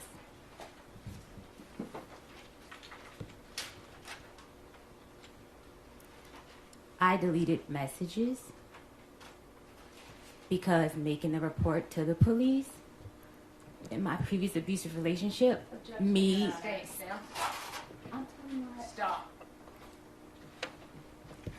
That part of the answer is stricken from the record. The jurors will disregard it. Now, please answer the question that is put to you. Okay. And if you don't understand it, you can have it restated for you. Counsel at sidebar.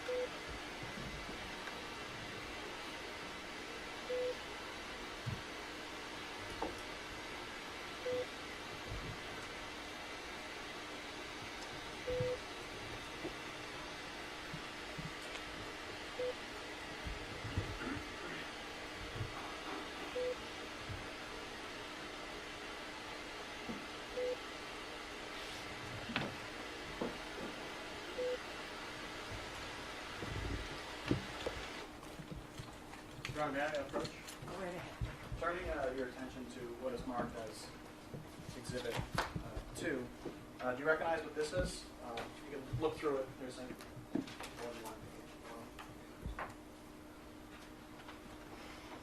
One minute. I recognize it, but the messages is cut off. There's I believe 3 pages to this. 4 pages rather. If you wanna flip through it.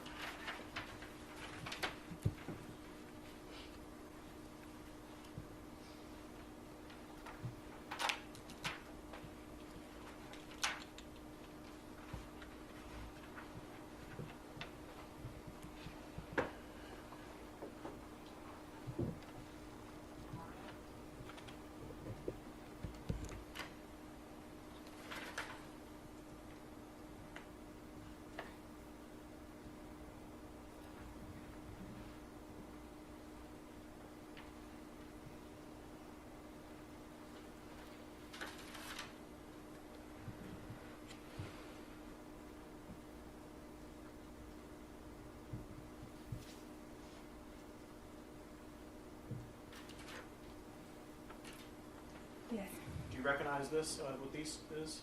Yes. And what is this? This was in a text exchange Between whom? between me and Mr. Diggs. And when was this text exchange from? The morning into the noon on 12/2. Of December 2nd? Yes.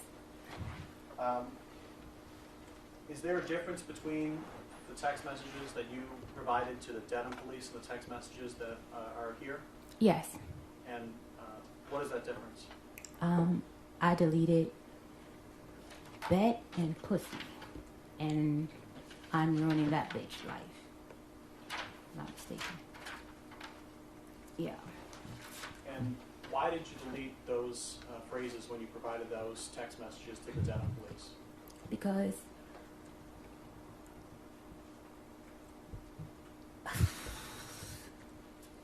when I was abused in my previous relationship, when I would say things, The objection is sustained. he would. The objection is sustained, there's no question there. Again, the jurors will disregard it. Sidebar.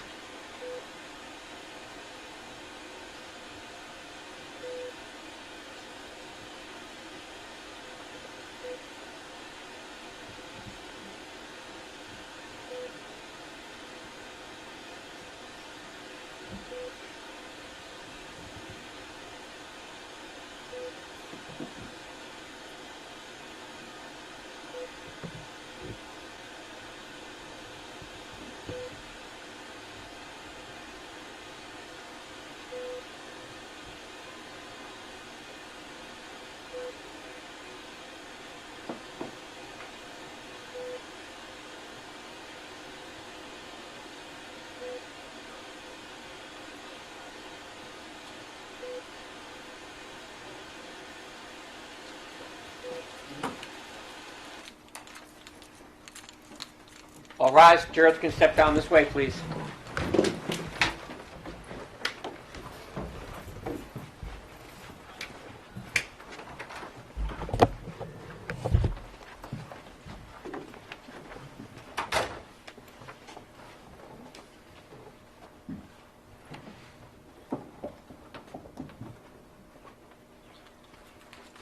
Jurors have exited. This court stands at a recess.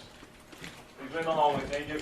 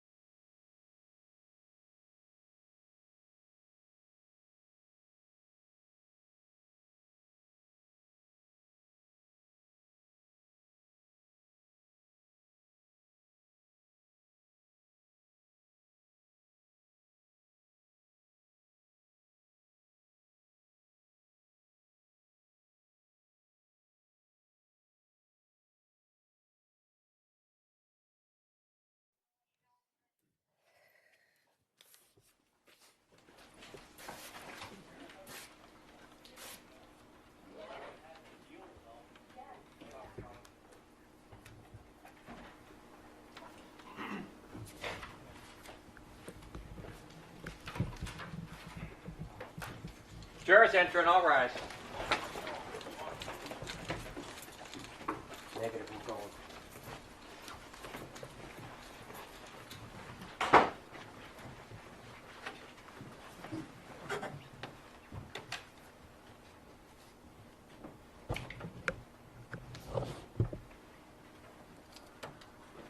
May be seated.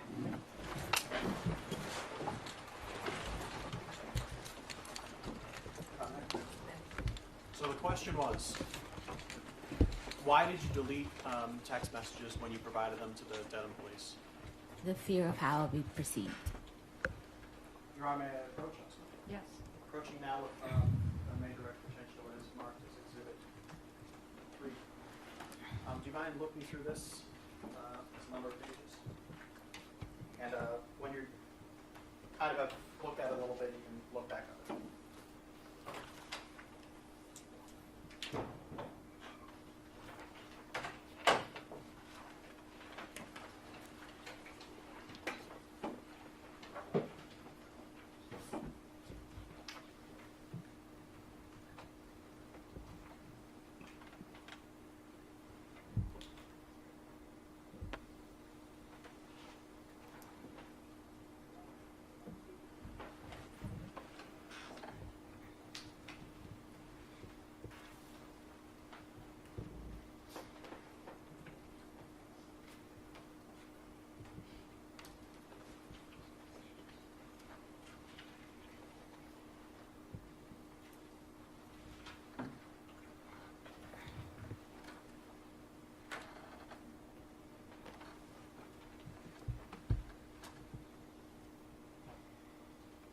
I'm reading all of them or just that first page?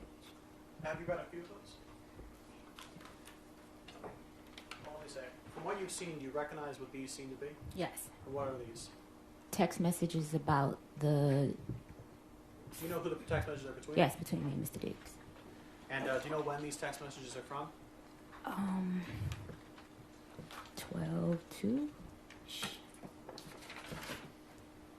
Yeah, 12/2. So were those text messages that were going on between you and me that morning of that day? Yes. And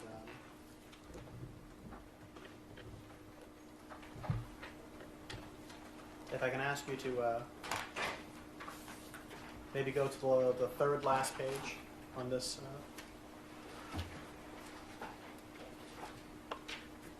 In this whole thing? Of this section. Your Honor, may I approach and... Yes.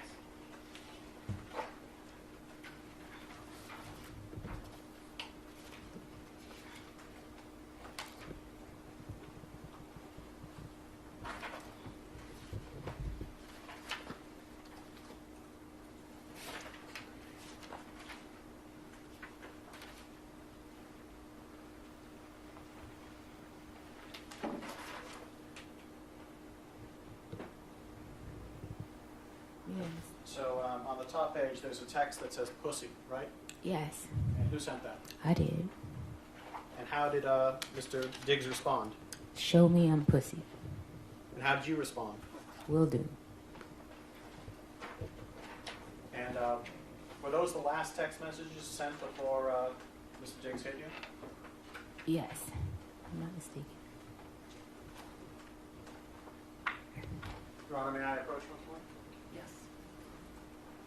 Bringing your attention now to what is marked Exhibit 4.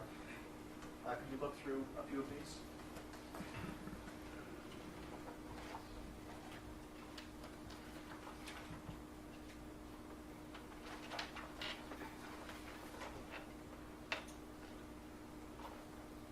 And do you recognize what these are?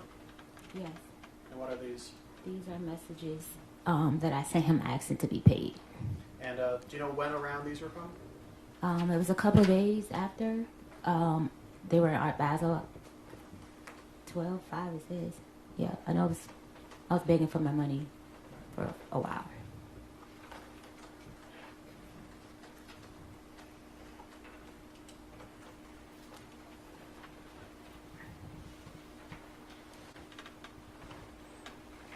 Just, I think, final question. When he was in the room when he slapped you and he put you in a headlock. Was there anyone else in the room but you two? Just us two. And were there other people in the house? Yes. Do you know where they were in the house? Downstairs, if I'm not mistaken.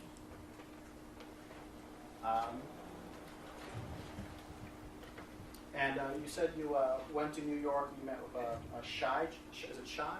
Yeah. How did you know Shy Charles? She works for him. Okay, so She braids his hair. and so has she known you longer or him longer? Him longer. No further questions, John?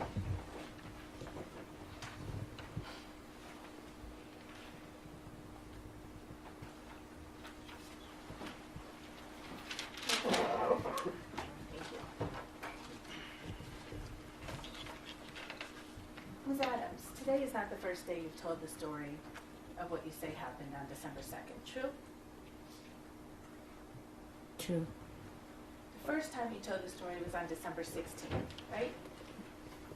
Yes. And that was to Officer Ellis of the Denham Police Department, right? Yes. And you sat with Officer Ellis, right? Yes. And you told him your story, Yes. and he took notes of what you were saying. Yes. Because what you were saying was important to issuing a criminal complaint, right? Objection. I don't know what a criminal complaint is. I was Well- making a report. I don't know. You were making a report to the police Yes. about what you said was a violent assault, correct? Yes. And your purpose in making a report to the police about a violent assault was to start a criminal case. No. I made a criminal report to have a report to document it. So documentation was important to you, right? Yes. The story that you just told to this jury under oath was very different from what you told to Officer Ellis. Do you agree with me? Yes. What you said to Officer Ellis when you reported this crime, this so-called crime, is that you had been having an ongoing text exchange over money owed to you. Yes. You told the police officer who filed the criminal complaint in this case based on your word that your fight with Mr. Diggs on December 2nd was over money. True? Yes. Except you just testified under oath to this jury that you didn't start talking about money until December 5th, right? What did you say? You just testified under oath to this jury. I had been begging for my money since December the 5th. Mr. Diggs, and throughout those messages, you can see that I was begging for my money since that day. Which message? Are you talking about Exhibit 3 that you just looked at? It's other messages that you guys should have me begging for my money from Mr. Diggs. Ms. Adams, Yes. do you recall testifying under oath to this jury that your fight on December 2nd was about Lindsay, your anger at Lindsay, and you being told you couldn't go on the Miami trip? My anger was at Stefon. I never said my anger was at Lindsay. You were angry at Stefon on December 2nd Yes. because you were told you couldn't go on I the was Miami angry at trip. Stefon because we were friends. He told me at the last minute I could not go to Art Basel. And yet when you walked into the police station on December 16th, you said you had been having an ongoing text exchange over money owed to you. Yes, money owed to me after I asked Mr. Diggs on December the 2nd, when can I get paid? Your Honor, may I approach?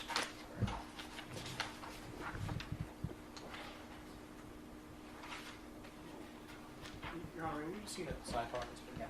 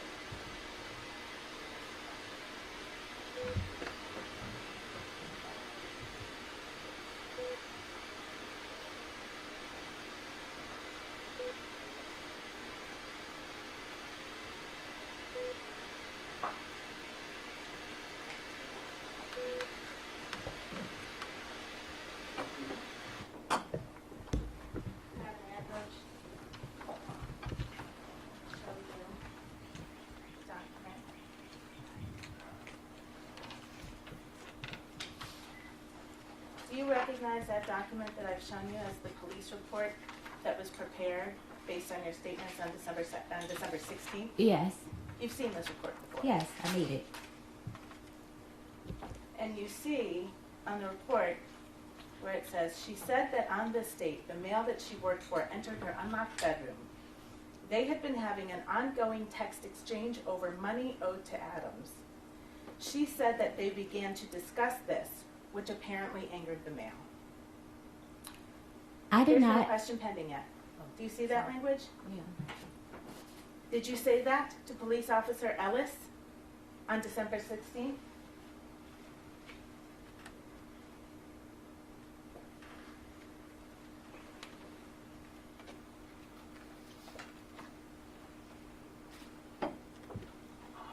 Yes, I see it. And that wasn't true, was it?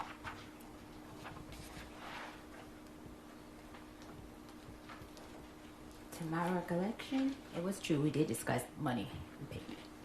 Ms. Adams, you just testified under oath about what happened on December 2nd. Okay, I also didn't put in the police report our sexual relationship because I was ashamed. The police report got leaked. I didn't put a lot of things. The most important thing was the attack in the police report. Me reporting anything outside of why he got upset, I didn't feel the need to put it. I was scared of how it was received by the public. He's in a very public relationship with Cardi B. So I did not put a lot of things in the police report. My most important thing was him assaulting me and choking me and stuff. So that was the most important thing that I put in the police report. I was very vague. I didn't feel the need that I had to go and explain the relationship. When you were asked questions, you actually gave I false- didn't Ma'am, feel- You must wait until I finish the question. Wait until counsel has finished the question. Answer it. If you don't understand it, ask it. Because you didn't feel it was important. When you were asked questions about what happened on December 2nd, you lied.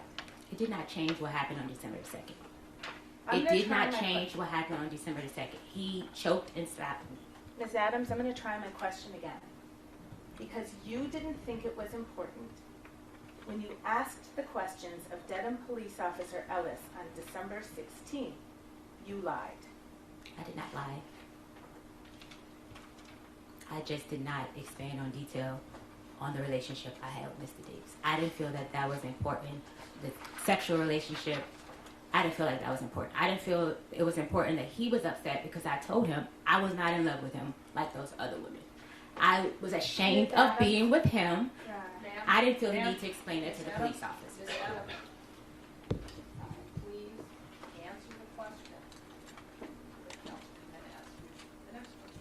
All right. Under oath, on December 2nd, when you claim Mr. Diggs walked into your room, you had not been having a text exchange fight over money. The last text exchange fight was over money.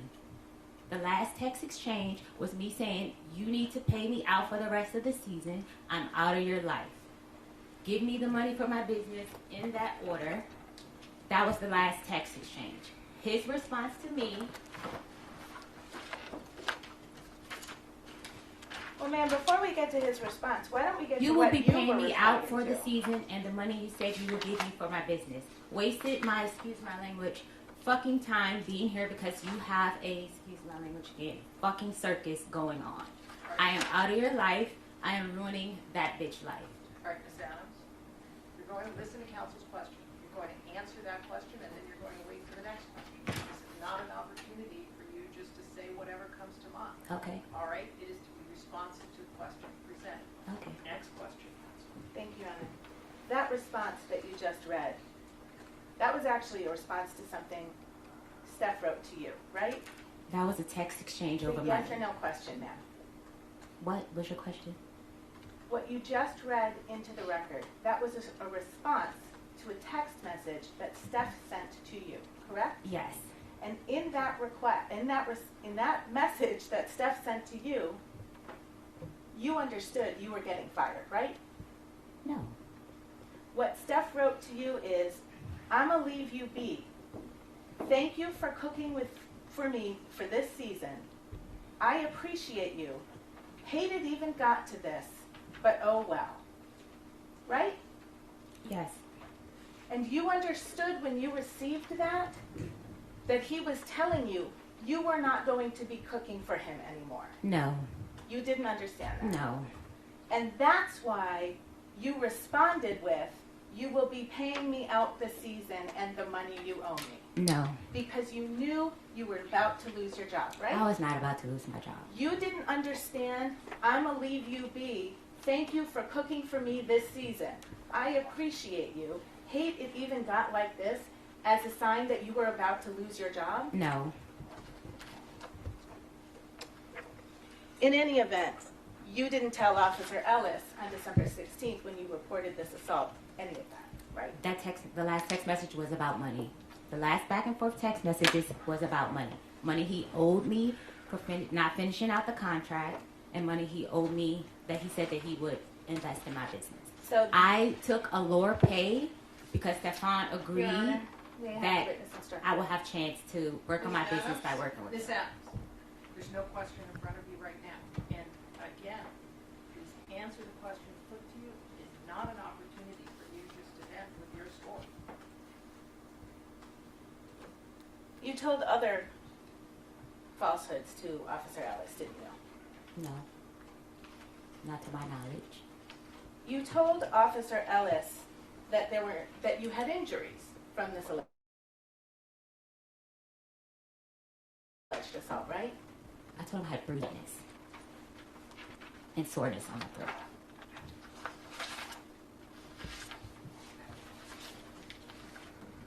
You told him you had bruising on your neck, right? It was like red. It wasn't like purple bruises. On the incident report, pull that up.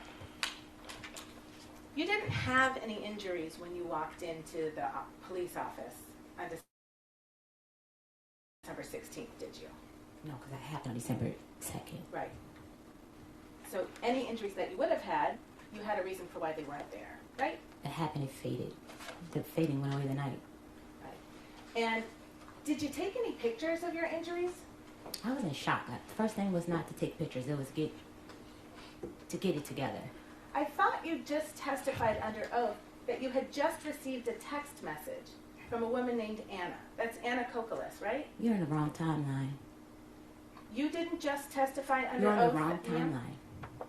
You didn't just testify under oath that you were sitting on your bed, reading a cookbook, got a text message from Anna, and Mr. Diggs walked into your room?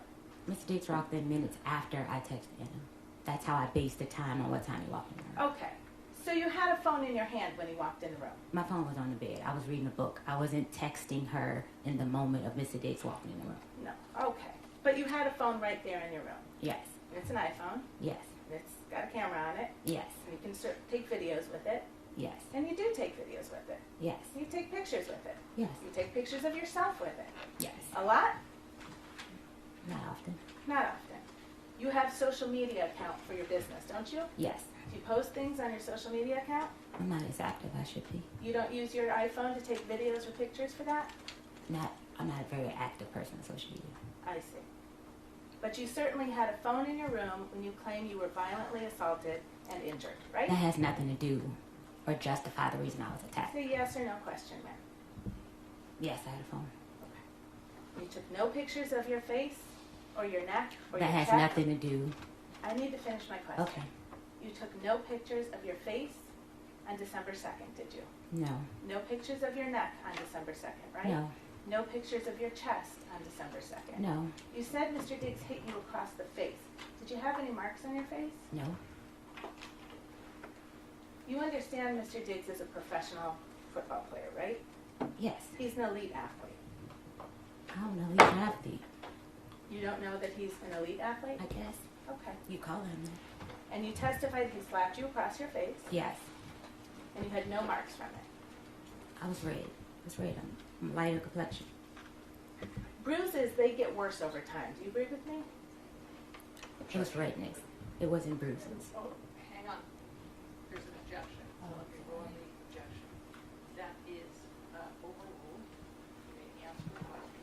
Thank you, Anna. I had redness, I'm light skinned. I turn red when You also get bruises, don't you? If I hit something hard, yeah. Right. And bruises get worse over time, right? Okay, I'm not Do sure. they? I'm not sure. I don't get bruises a lot. I don't recall. Do you recall telling Officer Ellis you were bruised on December 2nd? My idea of bruising is soreness, hurting. I was red. It was redness. My face was red and on my chest was red. I didn't turn purple or pink or anything like that. I didn't. It was redness. Because you didn't have any injuries when you walked into the police station on December 16th, Officer Ellis actually sent you a form to fill out to describe the injuries that you said you had on December 2nd, right? Yes. And you filled out that form, right? Yes. And you didn't do it on December 16th, did you? No. He actually emailed it to you, and you took 2 days, and then you emailed it back. True? Yes. Okay.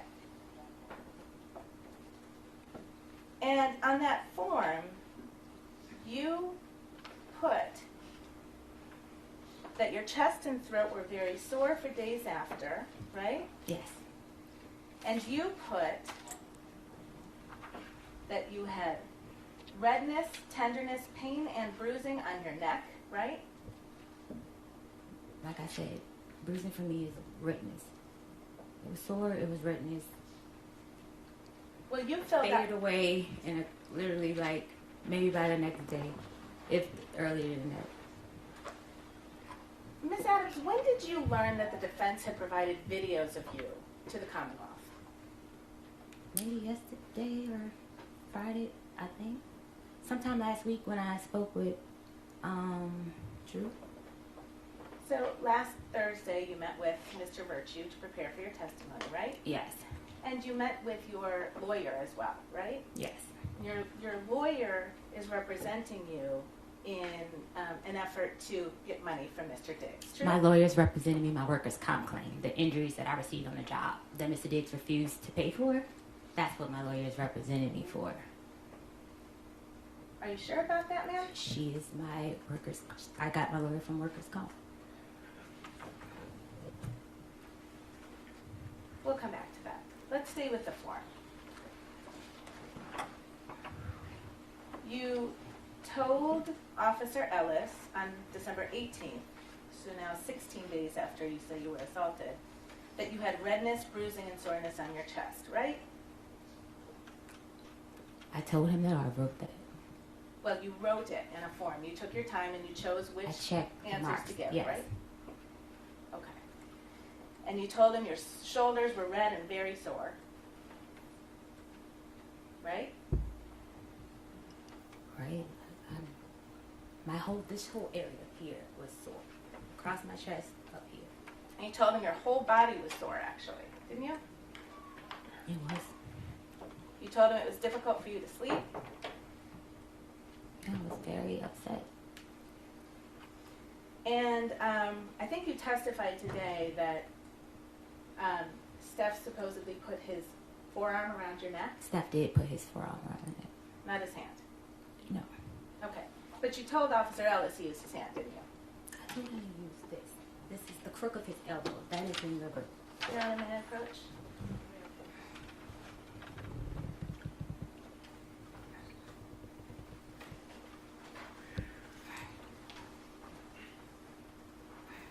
That's the form that you filled out over a course of 2 days and sent back to Officer Ellis, true? Yes. And if you look right in under the heading method and or manner of strangulation suffocation, right in the maybe top third of that page. You see that? Yes. Question number 2. How was the victim strangled? Check all that apply. See that? Forearm, right hand. You told him you were strangled with his right hand, true? The forearm, right hand. That is what's checked. Okay, but you just testified under oath it was only his forearm. This is the right side. I'm little. Everything went across my neck. So that is what I meant by forearm, right hand was his whole right side. Right hand was the smack and forearm was the choke. How was the victim strangled? That was, right hand meant smack, but his whole right arm was across my chest. You also estimated the level of pressure that the suspect used during strangulation. Do you remember doing that? Yes. I peed myself, and I came back on my cycle really heavily. So that was a yes or no question there? You gave it a yes. You remember doing that, right? Yes. And you had a choice. Low is a 1 and 10 is a high. See that? Yes. What'd you pick? 10. 10. Yes. You said Mr. Diggs is 6 feet tall. He's actually 6'2", right? I don't know. You don't know how tall he is? You've known him for 4.5 years. I don't know. He's taller than me. Way taller than me. Okay. And you know he lifts weights every day, right? He takes hits from 300-pound men, right? For his job. True? I guess. Do you know that? No, I don't know what his role is. And I thought he ran the ball. I don't know if people... I'm not sure what he does. How many games that Steph Diggs has played in have you attended? I don't know football. I don't watch it to know what's what. I've attended a couple games. The question was, how many of Stefon Diggs' games have you gone to and watched? Gone to? Maybe 4. And you don't know that he gets tackled in that game? I don't really watch it, honestly. I'm just there for the vibes. I don't really know what be going on in football. I don't know the rules. I think you will agree with me, that if Stefon Diggs used 10 out of 10 force on your neck, it was 10 for me. For my little body and what I couldn't breathe, it was a 10 for me. The question was, estimate the level of pressure that the suspect used during strangulation. It felt a 10 to me. I could not breathe. So you chose to answer a different question than the one you were asked. This questionnaire is about me. Why wouldn't I answer it about me? This is not a questionnaire that's a united, I don't know how to say it, a global, this is about me. This is what happened to me. Okay. But you will agree with me, hypothetically speaking, if Stefon Diggs used 10 out of 10 strength to choke someone, anyone, that person would have bruises on their neck. I would not agree. You will agree that if Stefon Diggs used 10 out of 10 force to choke you, you would have bruises on your neck.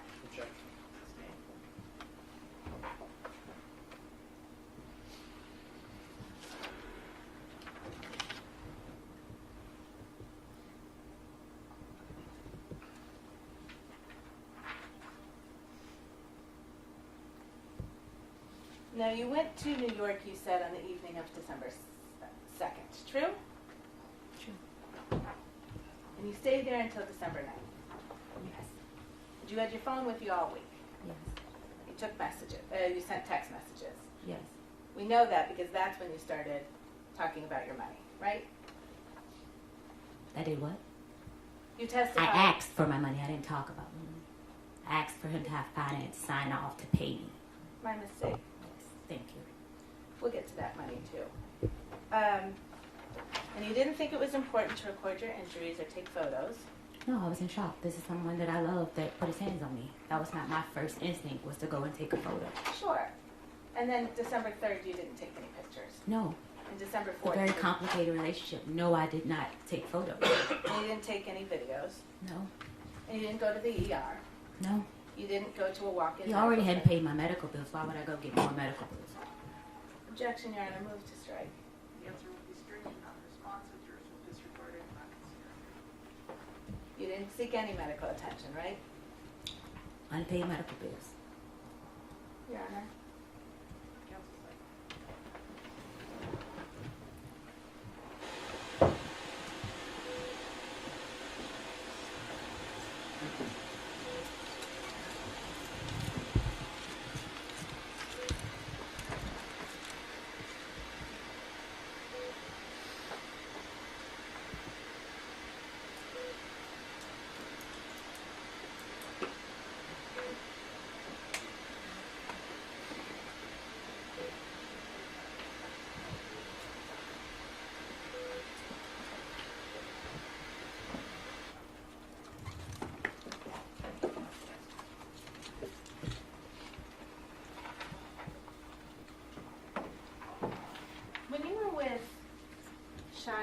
Tally for that week in New York City. You didn't say anything to them about it. I don't know Tally. I just met Tally on the night of December the 2nd. Okay. Shy Charles has her own personal Ma'am? relationship with Ma'am? Stefon. I need to be able to ask you questions. Okay, I and thought you I was need to be able to still answer. answering the first question that you said. You didn't let me finish. Ms. Adams, we're going to take it again, just a question at a time. It isn't an opportunity for a narrative, and so let her ask her question, all right? And then answer the question, and if there is, if there's a feeling that you're not being allowed to finish, let me know. Just take the question at a time, okay? Thank you. Thank you, Anna. You didn't tell them anything about being assaulted. These are not people I trust to tell anything of that nature to.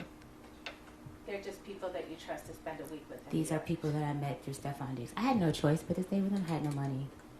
I thought you just testified you had a ticket to Atlanta, That Sonny brought. and then you changed on December 2nd, right? Yes. And then you changed your ticket to Atlanta to go to New York Yes. with Shy and Sonny.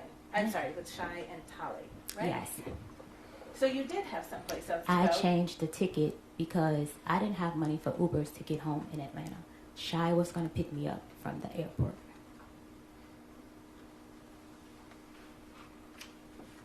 Okay. I didn't have a place to stay in Atlanta. I given up my place to stay with Stefon Diggs. So I didn't have money for a hotel or Airbnb to go home to Atlanta. All right, Ms. Adams, up to the next question. Thank you, Anna. You've traveled with Shy before, right? Yes. You went with her to Trinidad and Tobago. Yes. You're actually friends with her, aren't you? Associates. Right. Co-workers. Well, you traveled to another country with Shy. It's levels to friends. It was a co-worker. I just met Shy in August. Did Steph go on that trip to Trinidad and Tobago? No. Okay. And that was in the fall of 2025. Yes. And then you went on another trip in the fall of 2025 to see Shy, right?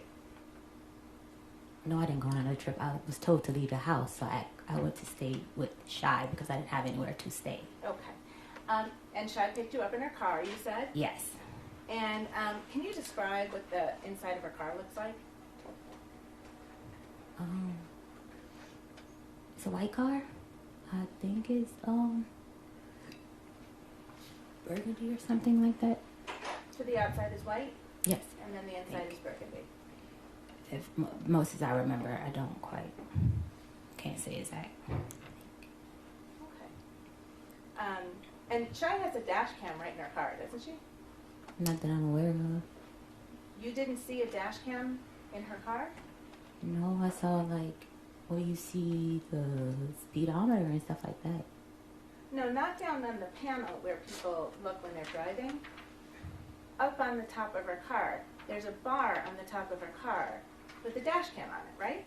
No, I didn't see that. You didn't see that. No. Okay. Did Shy ever tell you that she had a dash cam in her car? No. Okay. Did you know that you were being recorded on that dash cam on December 2nd? No. Did you know you were being recorded on December 3rd? No. You know now you were recorded, correct? Yes. And you've seen the videos that came from Shy's dash cam in her car, true? No. Oh, you haven't seen them yet? No. Your Honor, permission to publish Exhibit 5, and I understand it's already in evidence.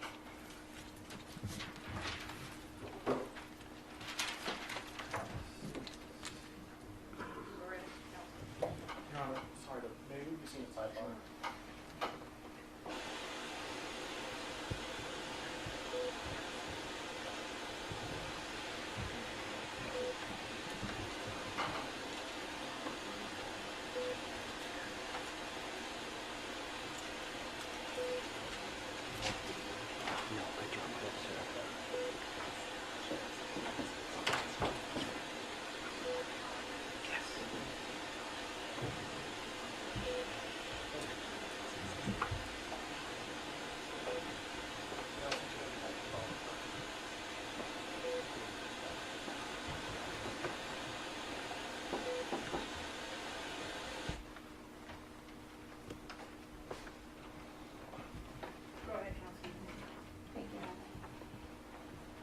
Ms. Adams, I'm going to show you what's been admitted in this case as Exhibit 5.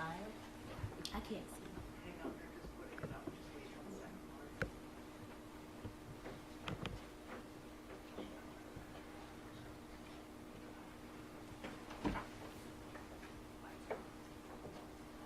And I believe you testified that you first became aware that there were videos of you last week? Yes.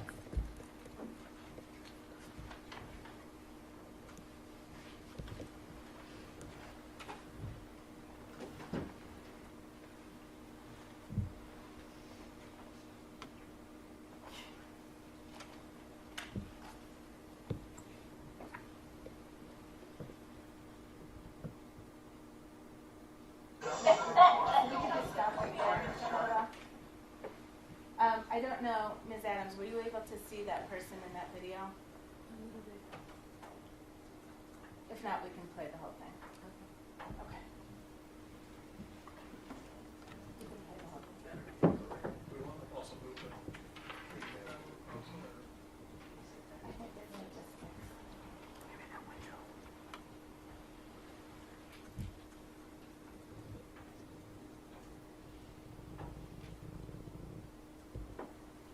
So while this is playing, Ms. Adams, do you recognize that person on the video as you?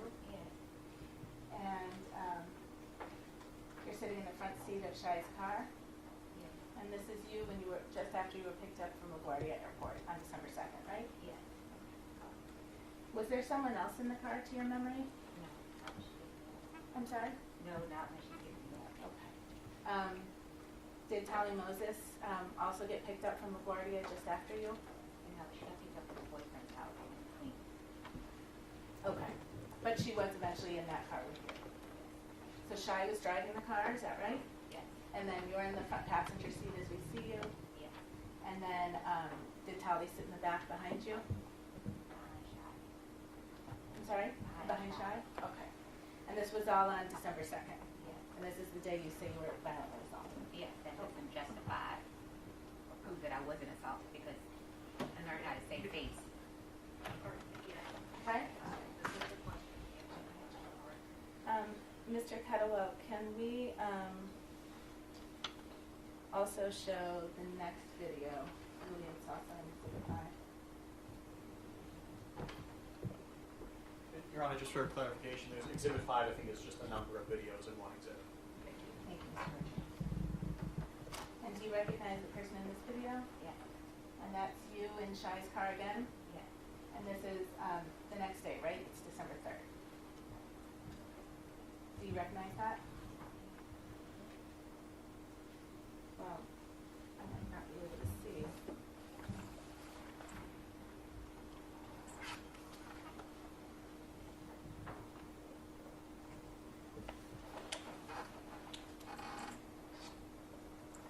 I'll give you, Mr. Kettlewell, is this marked as Exhibit 5 also, the stills? Those are 6 and 7? I should have been marked as Exhibit 7. You recognize that person as you? Yes. And that's you in Shai's car, right? When you visited her in New York City? Yes. And you say you don't remember if that's, what date that is? Your Honor, I'm sorry, may I approach one more time? I could direct your I screen. didn't say I didn't remember what day it was. Oh, I can't tell the date. I don't remember. I was in her car. I stayed for her the week. okay. You're telling me it's December 3rd. If I can direct your attention to this line right here. See how it says 2025 1203? Do you know what that means? Okay. But this is you on your New York trip Yes. with Shai in her car. My New York State was shot. Okay. This has not been preliminarily marked. Or is it offering it? I believe that was intended to be in the thumb drive. It's in the thumb drive separately. Stills, though, I think Mr. Burke is referencing, have not been marked as 6 or 7 in this report's reference. So if you want to admit them there. I have no objection to those stills being marked as 6 and 7. Thank you. This would be Exhibit 7 as Yes, thank you, Mr. Clerk, and this is, There's a copy for the court. yes, sir.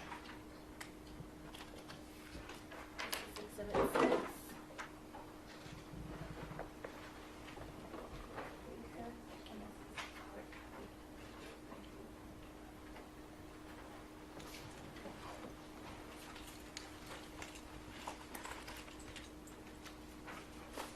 And then you also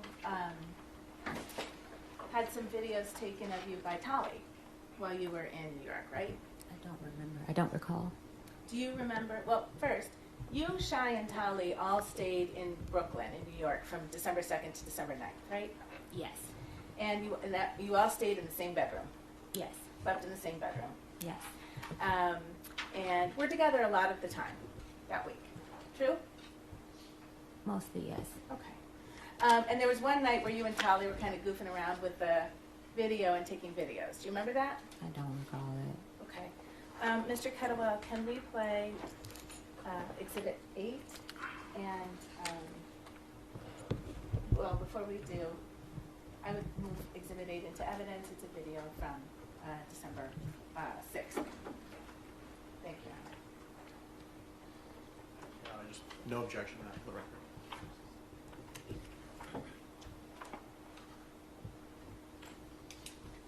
And Ms. Adams, did you recognize the person on that video? Yes. Who is that? Me. And that's in Shai's bedroom, right? Yes. Where you and Tolly and Shai spent the entire week, right? Majority Tally would sleep on the couch some days. I'm sorry? Tally would sleep on the couch some days. Okay. But in that video, that was, Tolly was videoing you, right? Okay. I don't recall that. You don't remember that? Yeah, but we were up there. Okay. Mr. Kettlewell, and Your Honor, I would move in Exhibit 9, which is another video from that same time. December 6th, 2025. That's for the record, I believe it's also. Thank you, gentlemen.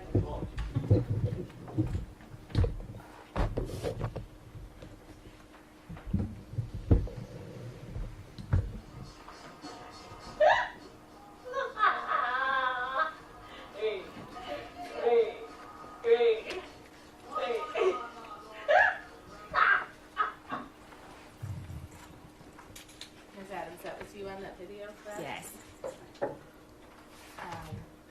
And Your Honor, I would move in stills as Exhibit 9 and 10. Those are stills from Exhibit 8. No objection. Thank you.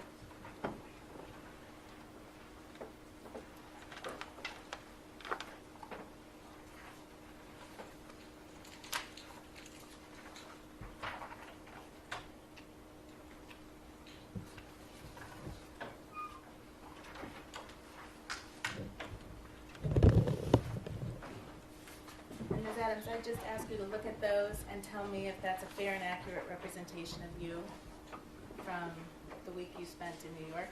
That day, yes. On December 6th, 2025? Yes. Your Honor, may I publish to the jury? Thank you. For the record. I am offering to the jury Exhibits 9 and 10, which are two stills taken from the second video of Exhibit 8. And no objection.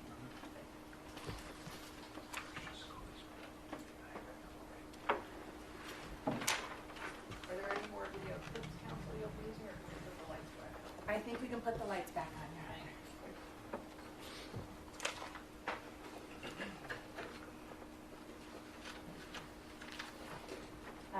Now, Steph and his group got back from Miami to his Dedham home on December 7th, correct? I'm not sure the day he got back. I got back on the night. I'm sorry? Tuesday. Well, it was late in the night. Tuesday, if I'm not mistaken. The 9th I got. Well, you know he got back to the Dedham house before you did. I didn't know that. When I got there, I realized that he was there. I was in no communication with him on what day he was coming back. But you were in communication with him. To ask for my pay, yes.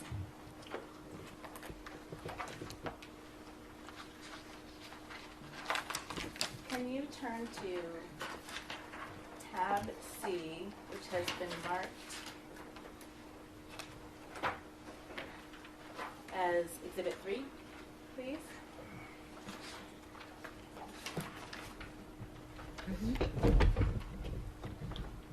And you testified about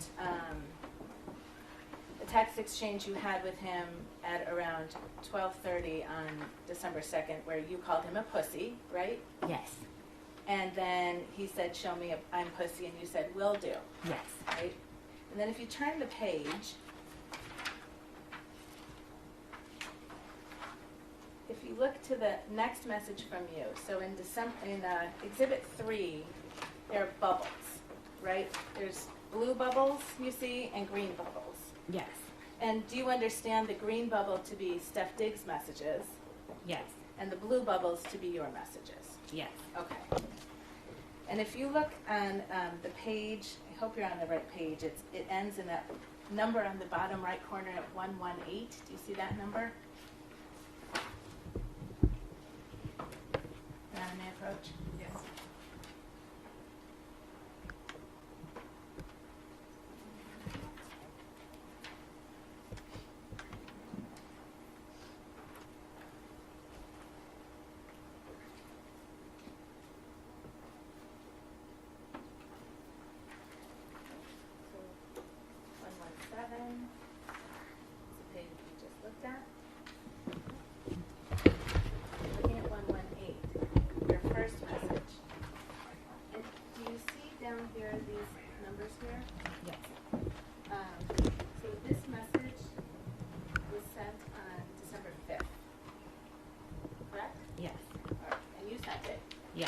So now this is 3 days after the violent assault that you talked about. Right? Yes. And what did you say in that message? Hi, can you approve my pay with finance, please? I have to pay my insurance this month. Thank you. Please and thank you. Okay. And then if you could look at the next message.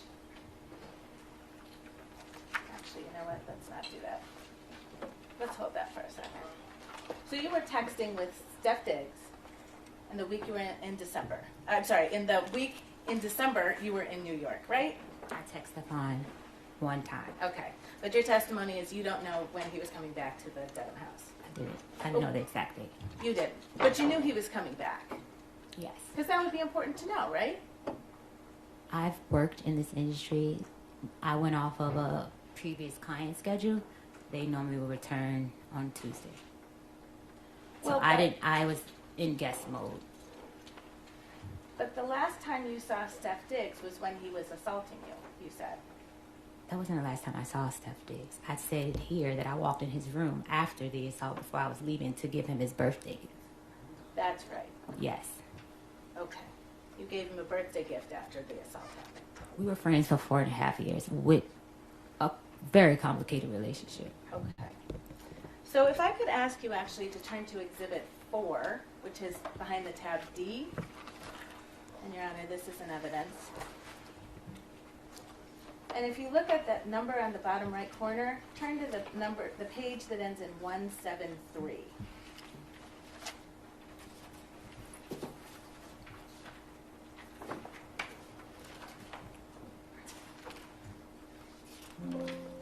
And I'll ask you some questions before we get to that substance, okay? Mm-hmm. I think you testified on December 9th you went back to the Dedham house, right? Yes. And you got yourself an airplane back to Boston, right? Sonny got me an airplane back to Boston. Okay. And you landed at Logan Airport at night. Yes. Then you took an Uber to the Dedham house. Yes. You arrived around 11:30 p.m. Yes. You were alone. Yes. You came by yourself. Yes. Didn't bring anybody. No. Okay. And when you got in the house, you went and knocked on Steph's bedroom door. I went to put my things away and I knocked on his door. Yes. I'm sorry. I went to put my things away and knocked at his door. And that was around midnight on changing over from December 9th to December 10th, right? That's what it says here. I don't recall the time, but it's what the messages say. Well, he didn't open his door, did he? His code was different. He changed the codes when I came back. Right, because in that house, the bedrooms all had key codes on each door, didn't That they? he controlled, yes. Did the bedrooms all have key codes on that door? Yes, that he controlled. I'm sorry. This is a yes or no question. See if you can try it. Did all of the bedrooms in that house have different key codes on them? Yes, that he controlled. So you can. What do you mean? You had a key code on your door, right? Yes. And if it was shut, it would be locked, right? No. The door had issues. I would often text Sunny, could she check and make sure my door was locked? I'm sorry, when did you text Sunny to please check if your door was locked? When I left the first week of November, when he made me leave to have female guests over. Your Honor, move to strike. That answer is now responsive will be stricken, and the jurors will disregard it. So on December 9th, round about midnight, when you got back to his house alone, Yes. you went and knocked on his door, right? Yes. And he didn't open it. I didn't knock. I tried to get in the door. Okay, you tried to walk into his door. No, that's how I would go in his room. I would unlock his door. Sure, just like always, right? When he needs food and his door was closed, I would go in his room. Right. I never went in his room without permission. You going in there on December 9th is no different than any other day, right? No. And when you weren't able to get in, you actually sent him a text message, right? Yes. And you told him, can you read what you told him? I was coming to ask you what time you have to be at work and to say hi.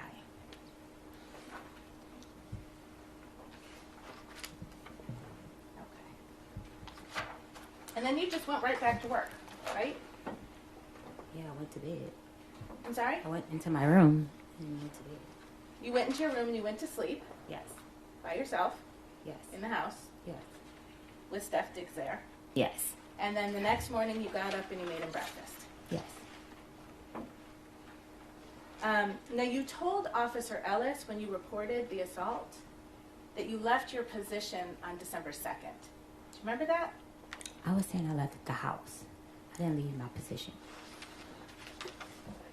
I was really going back to get my things. I had no plan, nowhere to go, so I needed to be nice there.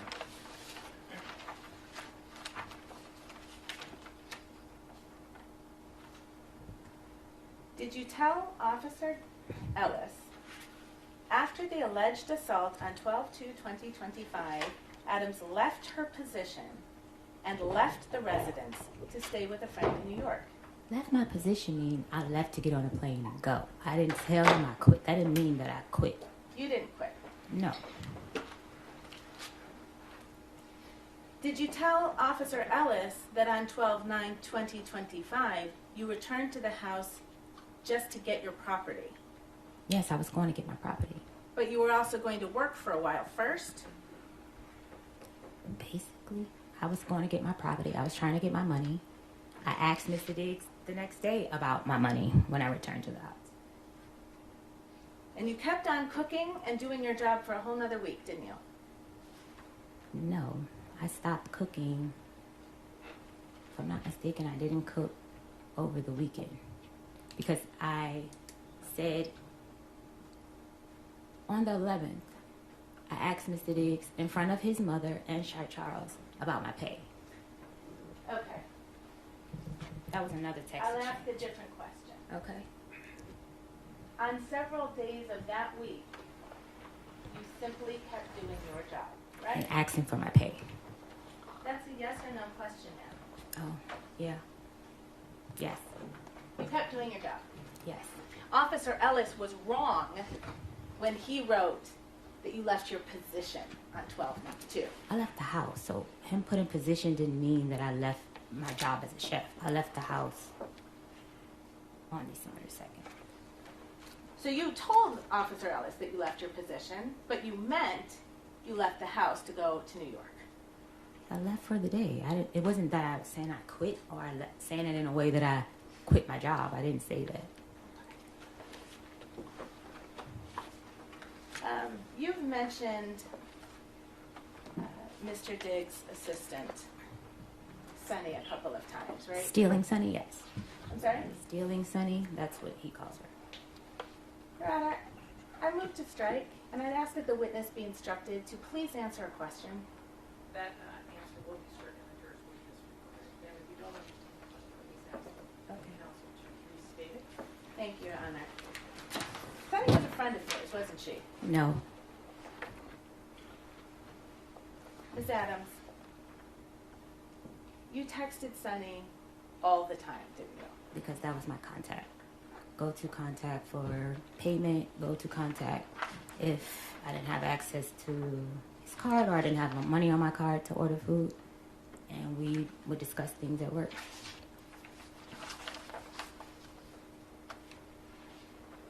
I'm going to show you a document.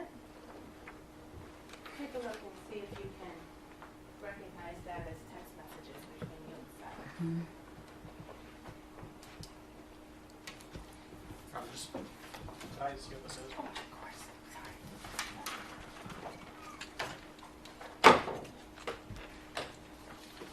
Thank you.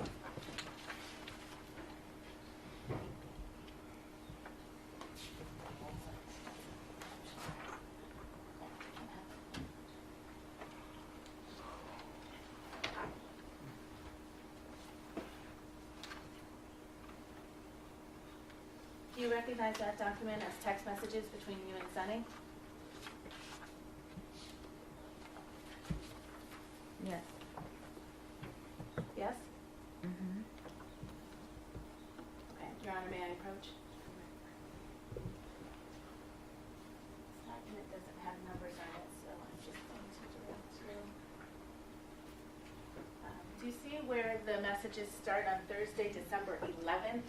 Yes. At 7:44 a.m. You see that? Yes. And this is an exchange between you and Sunny, right? Yes. And you write to her, morning, did you change my door code, right? Yes. And that's what you were just talking about. Each door has its own door code in Steph Diggs' home, right? Yes. And you were having trouble getting into your door code on December 11th. Yes. And had you been having trouble getting into your door code since you got back on the evening of the 9th and 10th? When I walked in on the 9th, it pushed right open. Okay. All right. So it changed in somewhere around there. When the morning, maybe when I walked out the door, that morning I made breakfast. If I'm not mistaken, that's the morning that, Yeah, ma'am, I'm just going to stop you because Okay. it's not responsive. all right. All right? So on December 11th at 7:44, you asked Sunny, did you change my door code? And she says, no, I don't know the code, right? She doesn't have access to change code. Okay. And she says, Rich? Question mark. Who's Rich? Rich was like, somebody that helped around the house. He was like a maintenance guy. I don't Right. call him that. Someone to help around the house? He did a lot of stuff for Mr. Diggs. Okay. He wasn't And a he was at the maintenance house person. a lot, right? If we needed anything, yes, we would call Rich. Okay. And you say to Sunny, I asked, he hasn't answered yet. And then you say they changed it, right? Yes. Sunny asks, who changed it? Your Honor, may we be seen aside, John?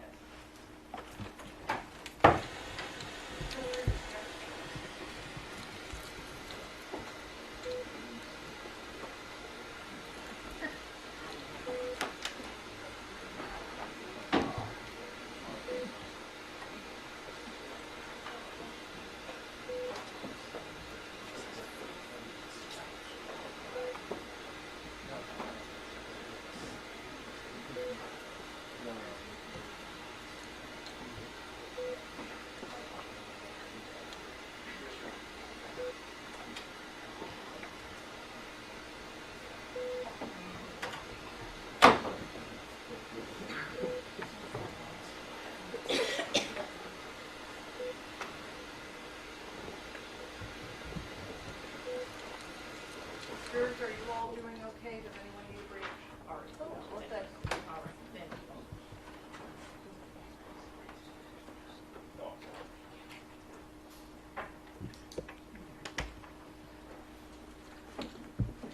All right, so you say they changed it, right? And Sunny asks, who changed it? And what did you say to Sunny? He said they. He said they. So What else did you say to Sunny? said, hey, so Steph and his name was white bitch. I'm sorry? White. I said, he said they, so Steph and the white bitch. When you said, he said they, the he in that sentence was Steph, right? Yes. No. Yeah. Yes.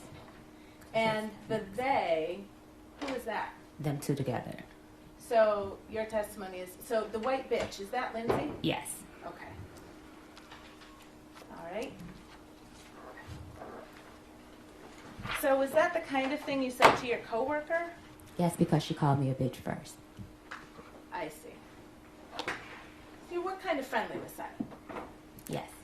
You shared stuff with her. Sonny disliked her too. Okay. So you shared that. They had their own thing before I came. And then if I could ask you to turn to tab D in your binder, which is Exhibit 4. And I'm sorry to do this, but if you could look, the numbers at the bottom right, the number that begins, that ends 178.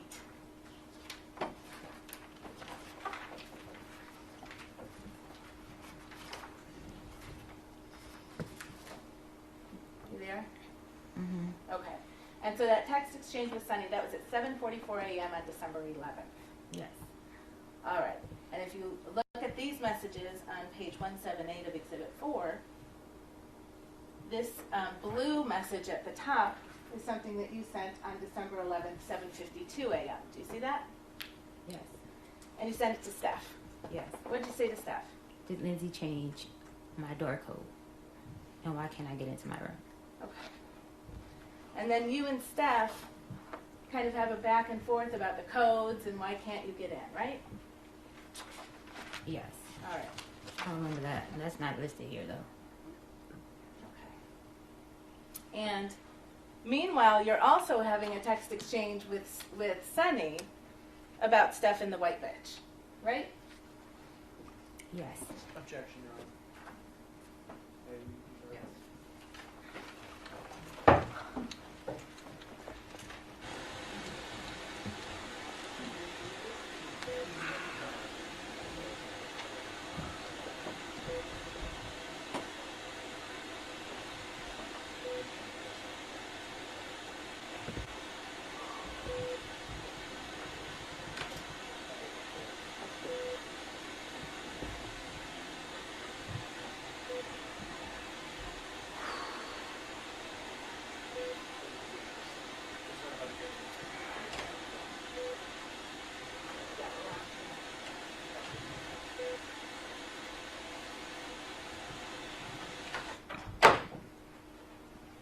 Stated at sidebar that objection is sustained. Thank you, Your Honor.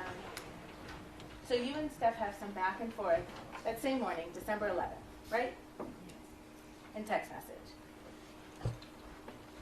And he explains to you, if you can turn the page to 2 pages in, to page 180. He explains to you, I didn't know if you were if he was going to come back or not, so I had him changed. Right? Stefon know why he had the door lock changed. Is that what he wrote to you on December 11th in the morning? Yes. Okay. And what did you respond?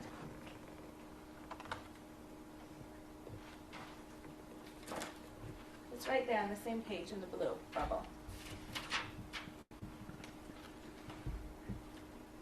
No, it's not.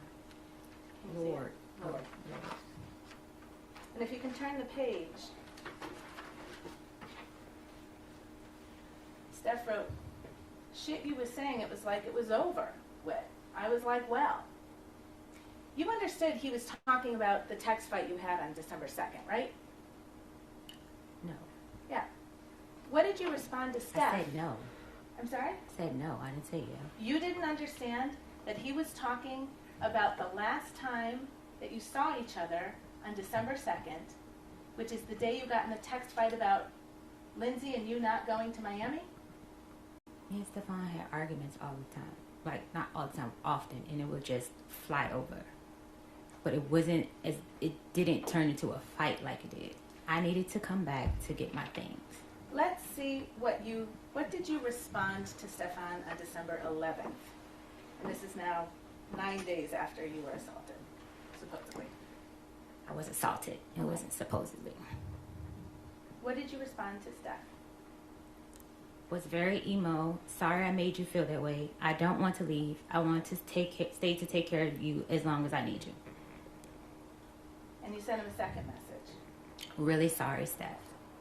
You were angry with him on December 2nd. You already testified to that. I needed to be nice to Stefon in order to get my pay to leave. I'm sorry, you were texting? I needed to be nice to Stefon in order to get my pay to leave.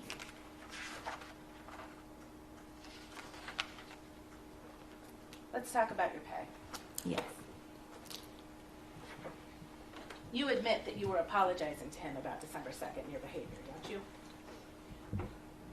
I was being nice to Stefon to get back in his good graces to get paid. You were apologizing for your Not behavior. by choice. You were apologizing to Stefon Diggs by text on December 11th for your behavior on December 2nd. Not by choice. Is that a yes? That's a not by choice.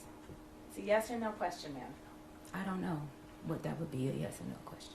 It's a yes or no question. If the witness is saying she can't answer that yes or no, she can have the answer. Okay.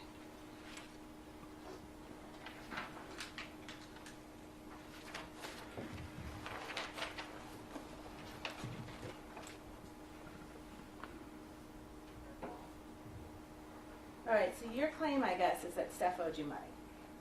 It's not a guess. Stefon did back wages. You were Wages paid- owed. You were It was paid- wages. I think you should use the correct language. The correct language It's for your wages. civil lawsuit? I don't have a civil lawsuit. You were paid $2,000 per week to cook for him, right? Yes. And if you used your own money to buy groceries, you were reimbursed for that. Yes. And when you were hired to work as Steph's chef, you didn't have to fill out a job application, right? As stated previously, me and Stefon had an interpersonal relationship that was professional. So is that a no? I did not. I don't know have how to fill- answer that question. Yes Did or you fill no. out a job application? I don't know how to answer that question. Yes or no. Ma'am, did you fill out a job application? No. Yes or no? No. Next question. You didn't have any employment contract or anything. Yes, we did. Did you sign a written employment contract? We had a verbal text contract. Okay.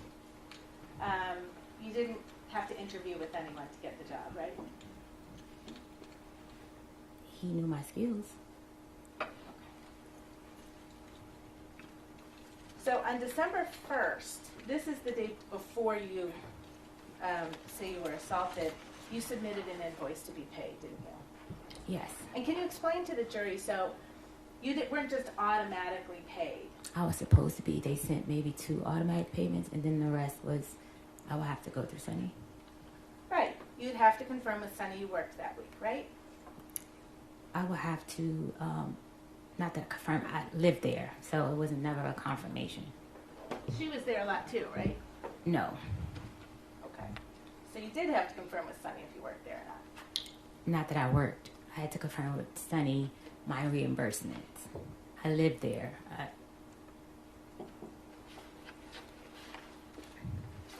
on December 1st, what you did was you took an invoice for money you claimed you were owed, right?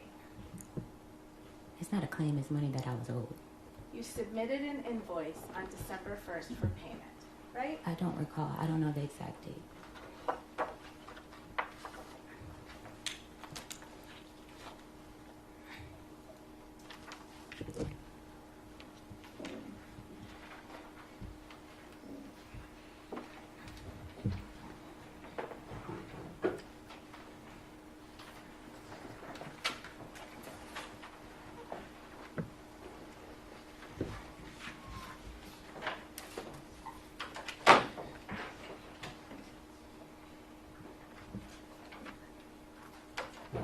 Have you seen this document before?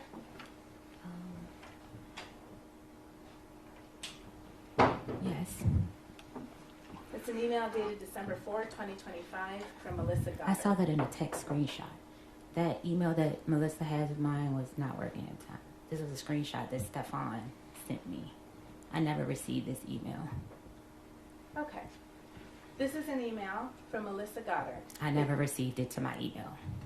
Did you see the text of this message before? I seen a screenshot similar. I You know- can't recall You know the you exact have. message. Would you like me to give you a document to Sure. refresh you? Yes.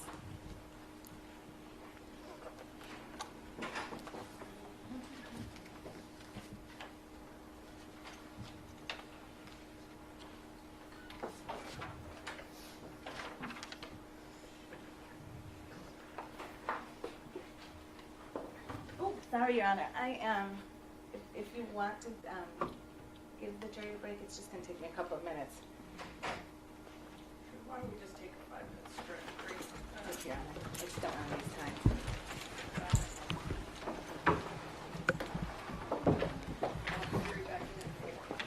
All rise, jurors can step down.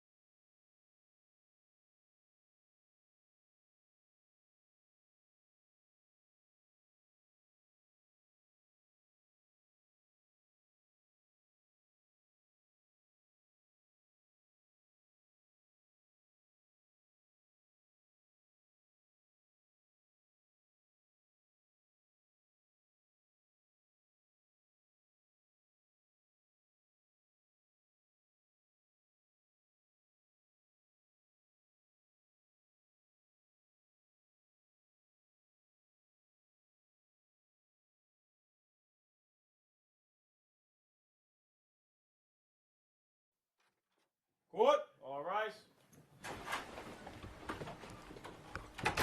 Sorry, quorum's back in session. You may be seated. Thank you, Anna. May I proceed? Yes. We were just looking at an email, and you didn't remember, you said you hadn't received it in that form. If you can turn the page, did you see the invoice? Yes. And that was your invoice, right? Yes. And you said on that invoice dated December 1st, right? Yes. That you were owed payment of $2,000 for three weeks in November, right? Yes. And you were owed grocery reimbursement for $3,179.06, right? Yes. And that was what you submitted to get payment. Yes. And you said you didn't receive this email, but you remembered getting it by text message, right? Yes. Okay. And so you have read, and you remember seeing the substance of this email, true? Yes. Okay. And this is a response to your invoice, right?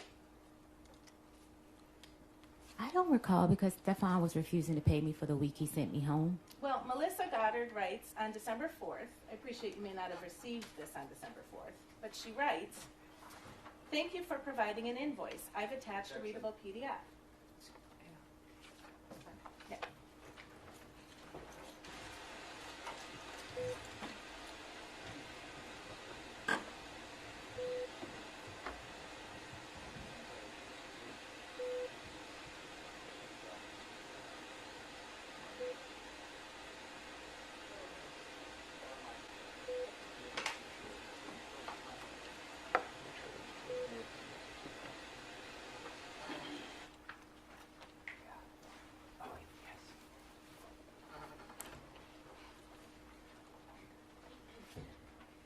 And it turned out, Ms. Adams, you had gotten paid for 2 of the 3 weeks that you said you hadn't gotten paid for, right?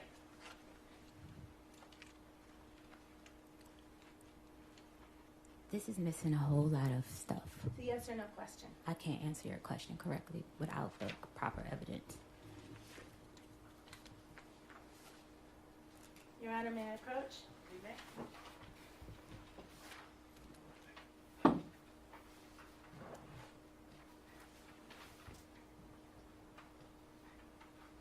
Do you recognize this document as text exchanges between you and Sunny?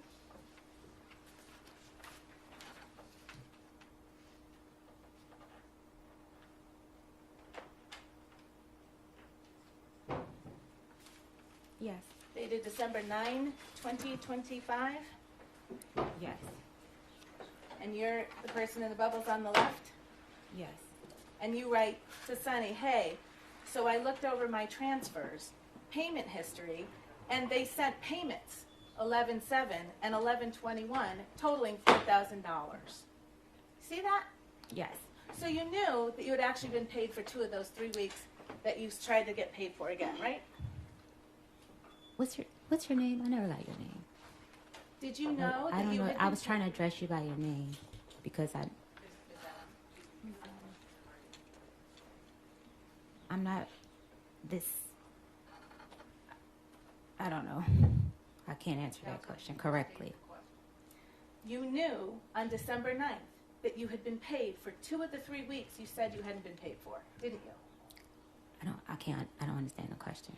You just acknowledged you wrote it to Sunny. I was supposed to be paid for the week I was sent home. So Okay. I sent the incorrect amount because I didn't know he wasn't paying me for that week. Right, so you sought $6,000 instead of $2,000. That's my calculations was. Right. And so that last week, that was a week you didn't work, right? Because I was sent home. Right, so you weren't in the kitchen cooking. Mrs. Diggs sent me home because he had girls at the Ma'am, house. Whatever you're going to I add should is be not paid. responsive, Your Honor. Yes. Ms. Adams, you understand the question you're being asked? I don't Answer understand. her question. Answer Attorney Silver's question, all right, if you can. If it's confusing to you, she will restate it. Counsel, would you restate your question? Yes. So you weren't in the kitchen cooking that week, right? No. Okay. If you can turn back to tab D, the page that ends 171. This is Exhibit 4. It has been marked and admitted into evidence. Let me know when you get there. You're there? Mm-hmm. So these are both, on this page, these are both blue bubbles, so this is your text messages, right? Yes. All right. And on December 9th, 2025 at 2:27, you text Steph Diggs, right? Yes. And what do you say to Steph Diggs on December 9th?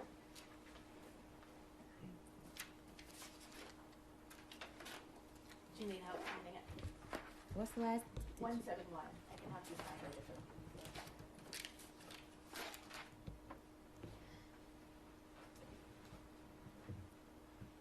I said, can she call? I'm sorry, the second text message. Read the second text message? Yes, please. Without reading the messages You can read before? the first and we can talk about who you're asking about. That's fine. I was told to contact Melissa about my pay. Okay. So I responded, can she call me or can I call her? And Melissa, just so the record's clear, is Melissa Goddard, right? Yes, She's Steph Diggs' bookkeeper. that's what I was told. She's the person who wrote that email on December 4th informing you that you had been already paid for 2 of the 3 weeks you were looking for, right? I didn't receive that email. Understood. So you were asking if she could call you or you could call her, right? I was told to You were reach out told to you her. could talk to her, right? Yes, And you never called her, did you? yes, I did. What did you say in the second I text asked him bullet? for the number. I'm sorry, and I what did asked him for Miss Melissa Goddard's number. the number is right on the email that you got in text form. But that was later time. This was December 4th. The email is from December 4th. The text message you're about to read is 5 days later, December 9th.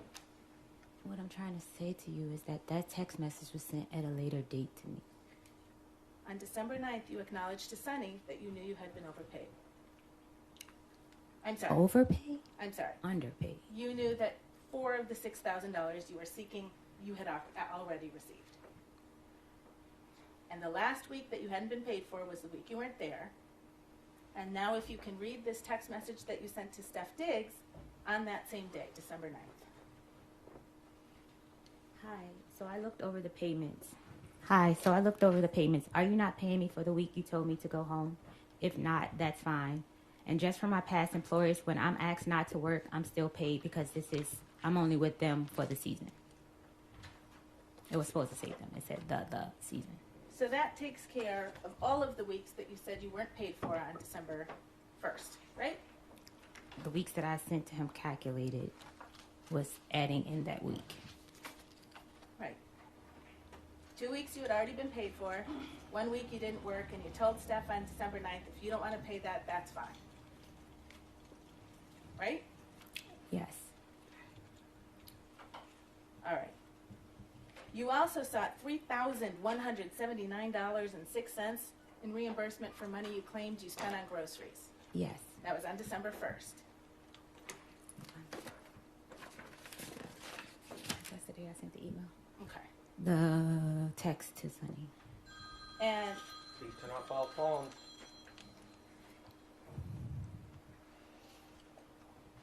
and you knew that you needed to submit receipts to justify that level of expense on groceries. That's what I did. Yes. Is your testimony here under oath that you submitted receipts justifying $3,179.06 spent on groceries out of your money? It was messed up. Was off. Something was off. Some receipts were the wrong receipt and we cleared it up.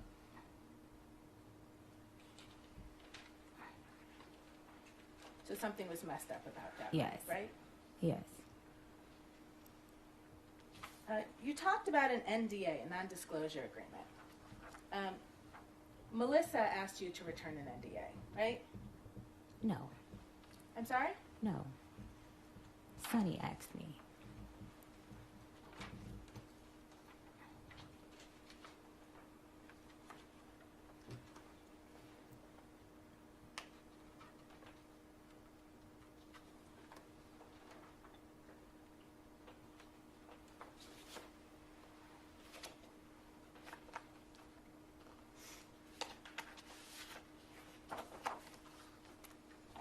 You received an email from Melissa Goddard on December 13th, right? Melissa and Sonny, I was having problems with the email, the same email. Yes or no question, ma'am. I can't answer that correctly. May I approach, Your Honor?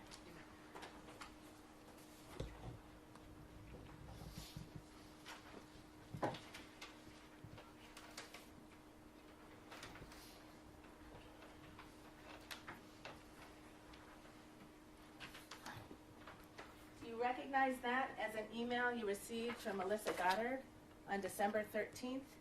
Yes. And the subject line is NDA payment? Yes. She tells you she's Melissa, Mr. Diggs's bookkeeper, right? Yes. So you hadn't talked to her before December 13th because she's introducing herself right now. Yes. Okay. She says, please return the completed NDA provided to you by Sonny to this email address, right? Yes. This is required for employment with Mr. Diggs or any of his entities. Right? Yes. That's Sonny what has an NDA, doesn't she? I'm not sure. You don't know? I don't talk to Sonny about her business with Mr. Diggs.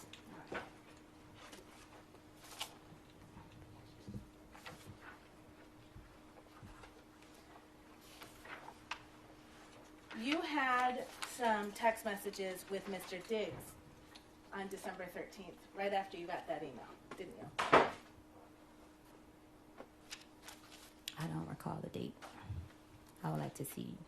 Let's go back to Exhibit 4. It's tab D, page 195.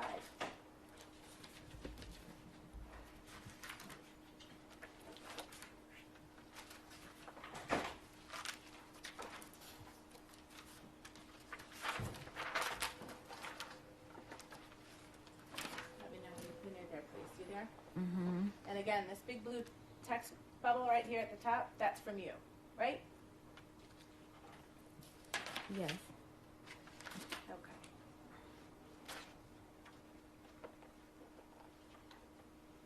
And you write to Steph on December 13, 2025, you sitting here playing in my face.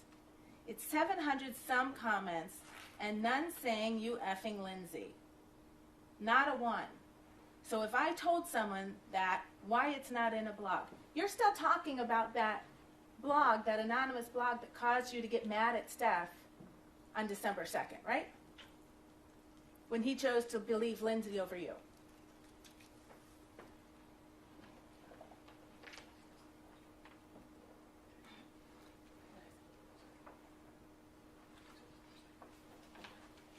I'll clarify. Thank you, Mr. Virtue. On December 13th, you're still mad about the issue that led to Steph believing Lindsay over you. From my recollection, he didn't. I'm sorry. On December 13th, I can't answer that question correctly without the previous text from Mr. Diggs. you write not a one, so if I told someone that, why it's not in a blog? You believe it and now sign an NDA. Send me my money. You sitting here playing in my face. Isn't that what you said? Yes. Okay. You were mad about the NDA because you thought you had to sign it because Steph believed you leaked something, right? Yes. Didn't have anything to do with an assault. What did you say? I don't understand the You question. thought the fact that you were being asked to sign an NDA was an indication that Stefon still didn't trust you, right? No. But you're talking about Lindsay and a blog to him the same day you get an email from Melissa asking you to sign an NDA, right? Stefon knew that I know. Yes so or no I question, can't ma'am. answer that question without explaining. If I told someone that why it's not in a blog, you believe it and now sign an NDA. Those are your words, right? It was now signing day after you assault me. I had information on you. You didn't and you say think I was leaving. Ma'am, it's not responsive. You didn't say anything about an assault when you talked about an NDA. Did you? It does not change the fact that I was assaulted. You talked about Lindsay in a blog, and he It believed does not Lindsay. change the fact I was assaulted. The first time you connected an NDA with an assault was when you went in to talk to Officer Ellis on December 16th to make a police report, right? Yes, because I noticed the behavior.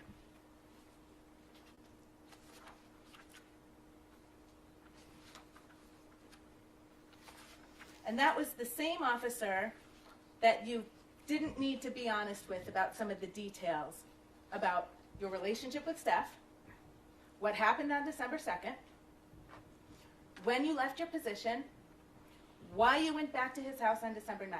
True? I don't understand the question. Can you repeat it? All of those things that you said to Officer Ellis on December 16th were not true.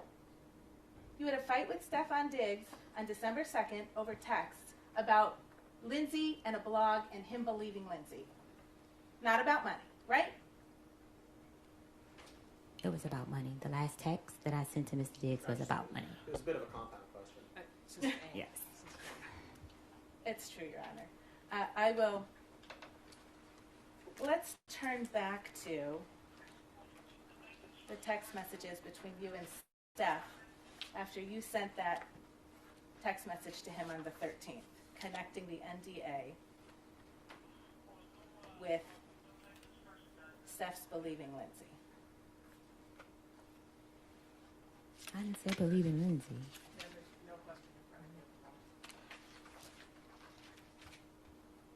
You and Stefon got in another text argument about that issue, right? And if you could turn to page 201.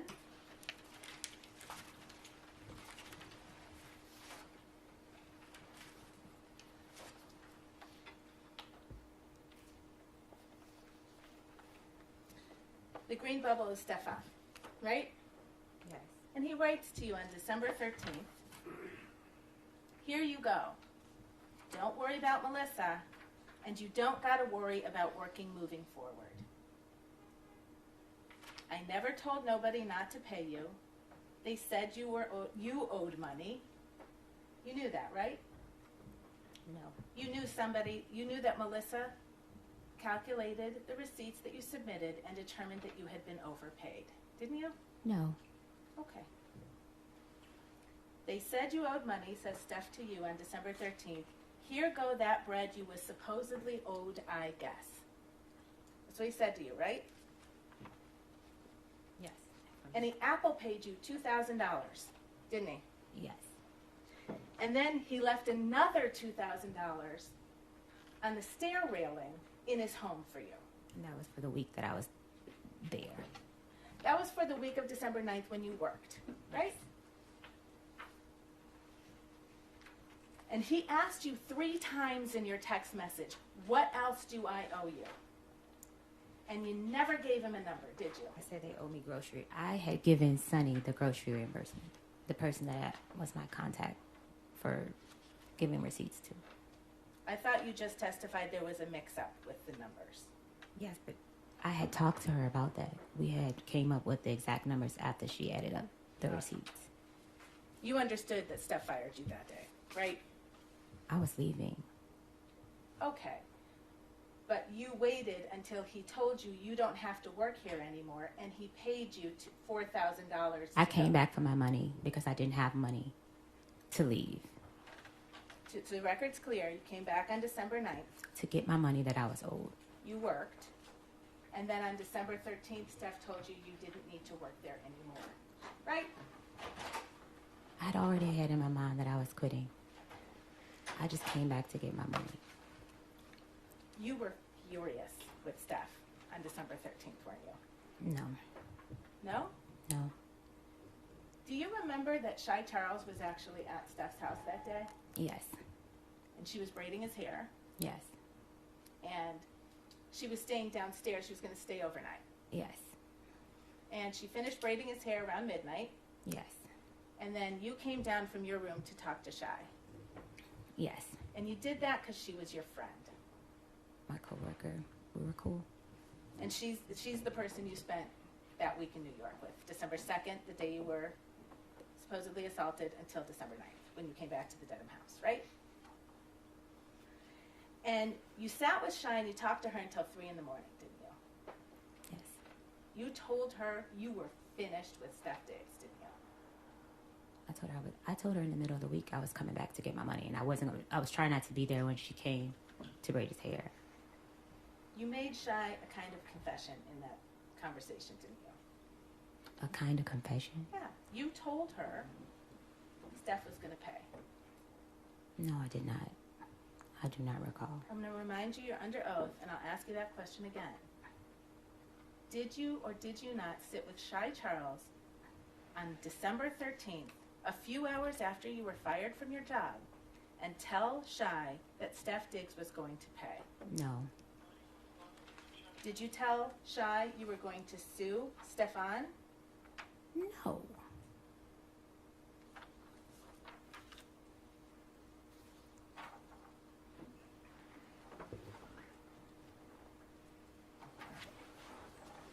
So after you were fired on the 13th, you stayed in the house, I think you said 2 more days, right? I wasn't fired. After Steph Diggs told you you didn't need to work there anymore and paid you all the money That day you went back that to you claimed you were owed, you stayed in the house for 2 more days, right? I had to get a plane ticket and I had to find somewhere to stay. Okay. And then when you left his house, you went to the Dedham police station. No. You went to the Dedham police station on December 16th. I left his house on the 15th. You testified, and on your direct examination, you left on the 16th. I left Stefon's house on the 15th. I went to the Dedham police station on the 16th. Okay. And you told them he'd assaulted you 14 days before. On December the 2nd. And you had to pick a day that was long enough ago that it would explain why you didn't have any injuries, right? Objection.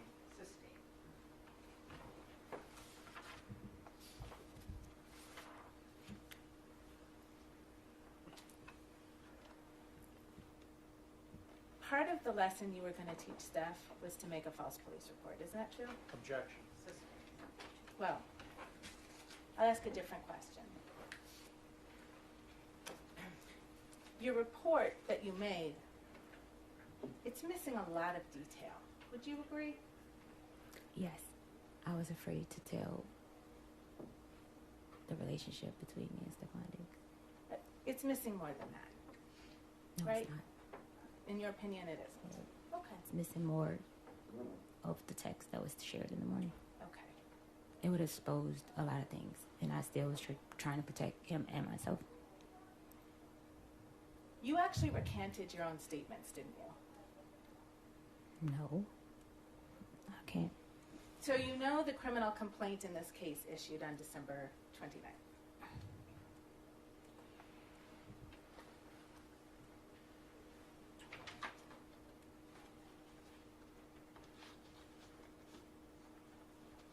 Right? You know What? that. No, I don't know that. Well, you're the complainant in the case. Is it your testimony you weren't notified that this case was going to be brought forward to the court? I don't recall. I don't. It was big news. I don't. No one reached to me that I recollect.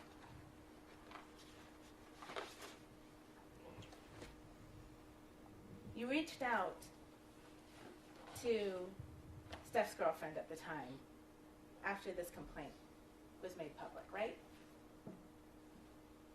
Because in the police report, I had not listened to the voice note. I just read the voice note. I was afraid she knew. I was afraid. Ma'am, it's a yes or no question. I can't answer that question. After this complaint became public on December 29th, you reached out to Steph's girlfriend, didn't you? I can't recall the date, but yes. May I approach you on that? Counsel actually approached that.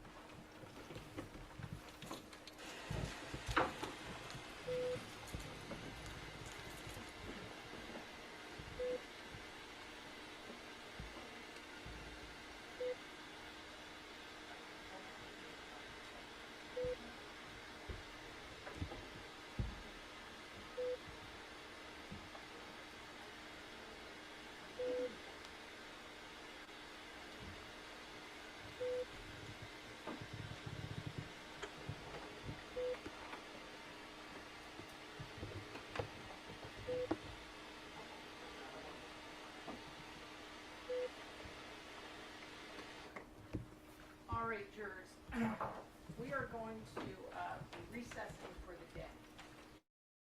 And I want to remind you not to discuss this case with anyone, including your fellow jurors, family members, or friends. And I also want to state you're not to allow anyone to discuss this case with you or in your presence. I'm going to ask you not to stop in the public areas of the courthouse, so leave the courthouse directly, and then tomorrow morning to return directly to the jury room, all right? And again, you must not read, watch, or listen to any news accounts or media reports about this case, and you must not conduct any independent investigation of any kind, including on the internet or otherwise. So please keep an open mind, do not form or express any opinions about the case until it is submitted to you for your deliberation. We will resume tomorrow. I'm going to ask you to be in the jury room by 8:45. All right? With all of that caution, have a nice night, and thank you for your attention. All rise, jurors can step down this way, please.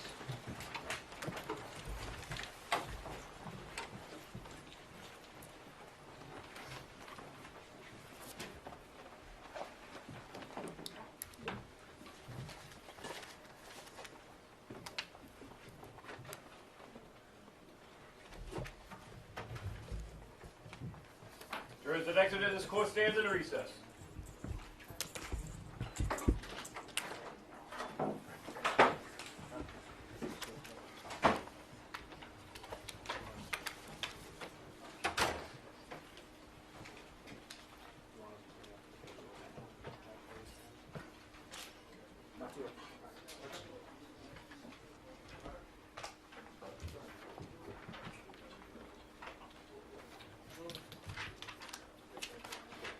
You want to see if anybody wants the last part, Johnny? Yeah, I will. Yep, I'll do that. And then I guess bring your audio out. I'll bring They're coming out.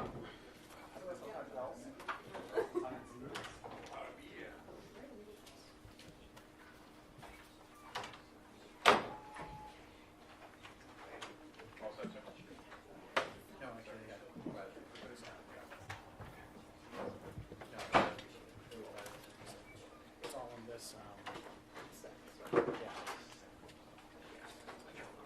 So you think they'll let us keep it taped? yeah, I'll keep it taped. Okay.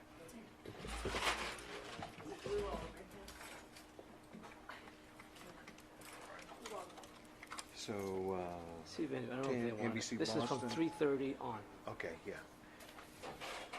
They all seem to be interested in Boston 10,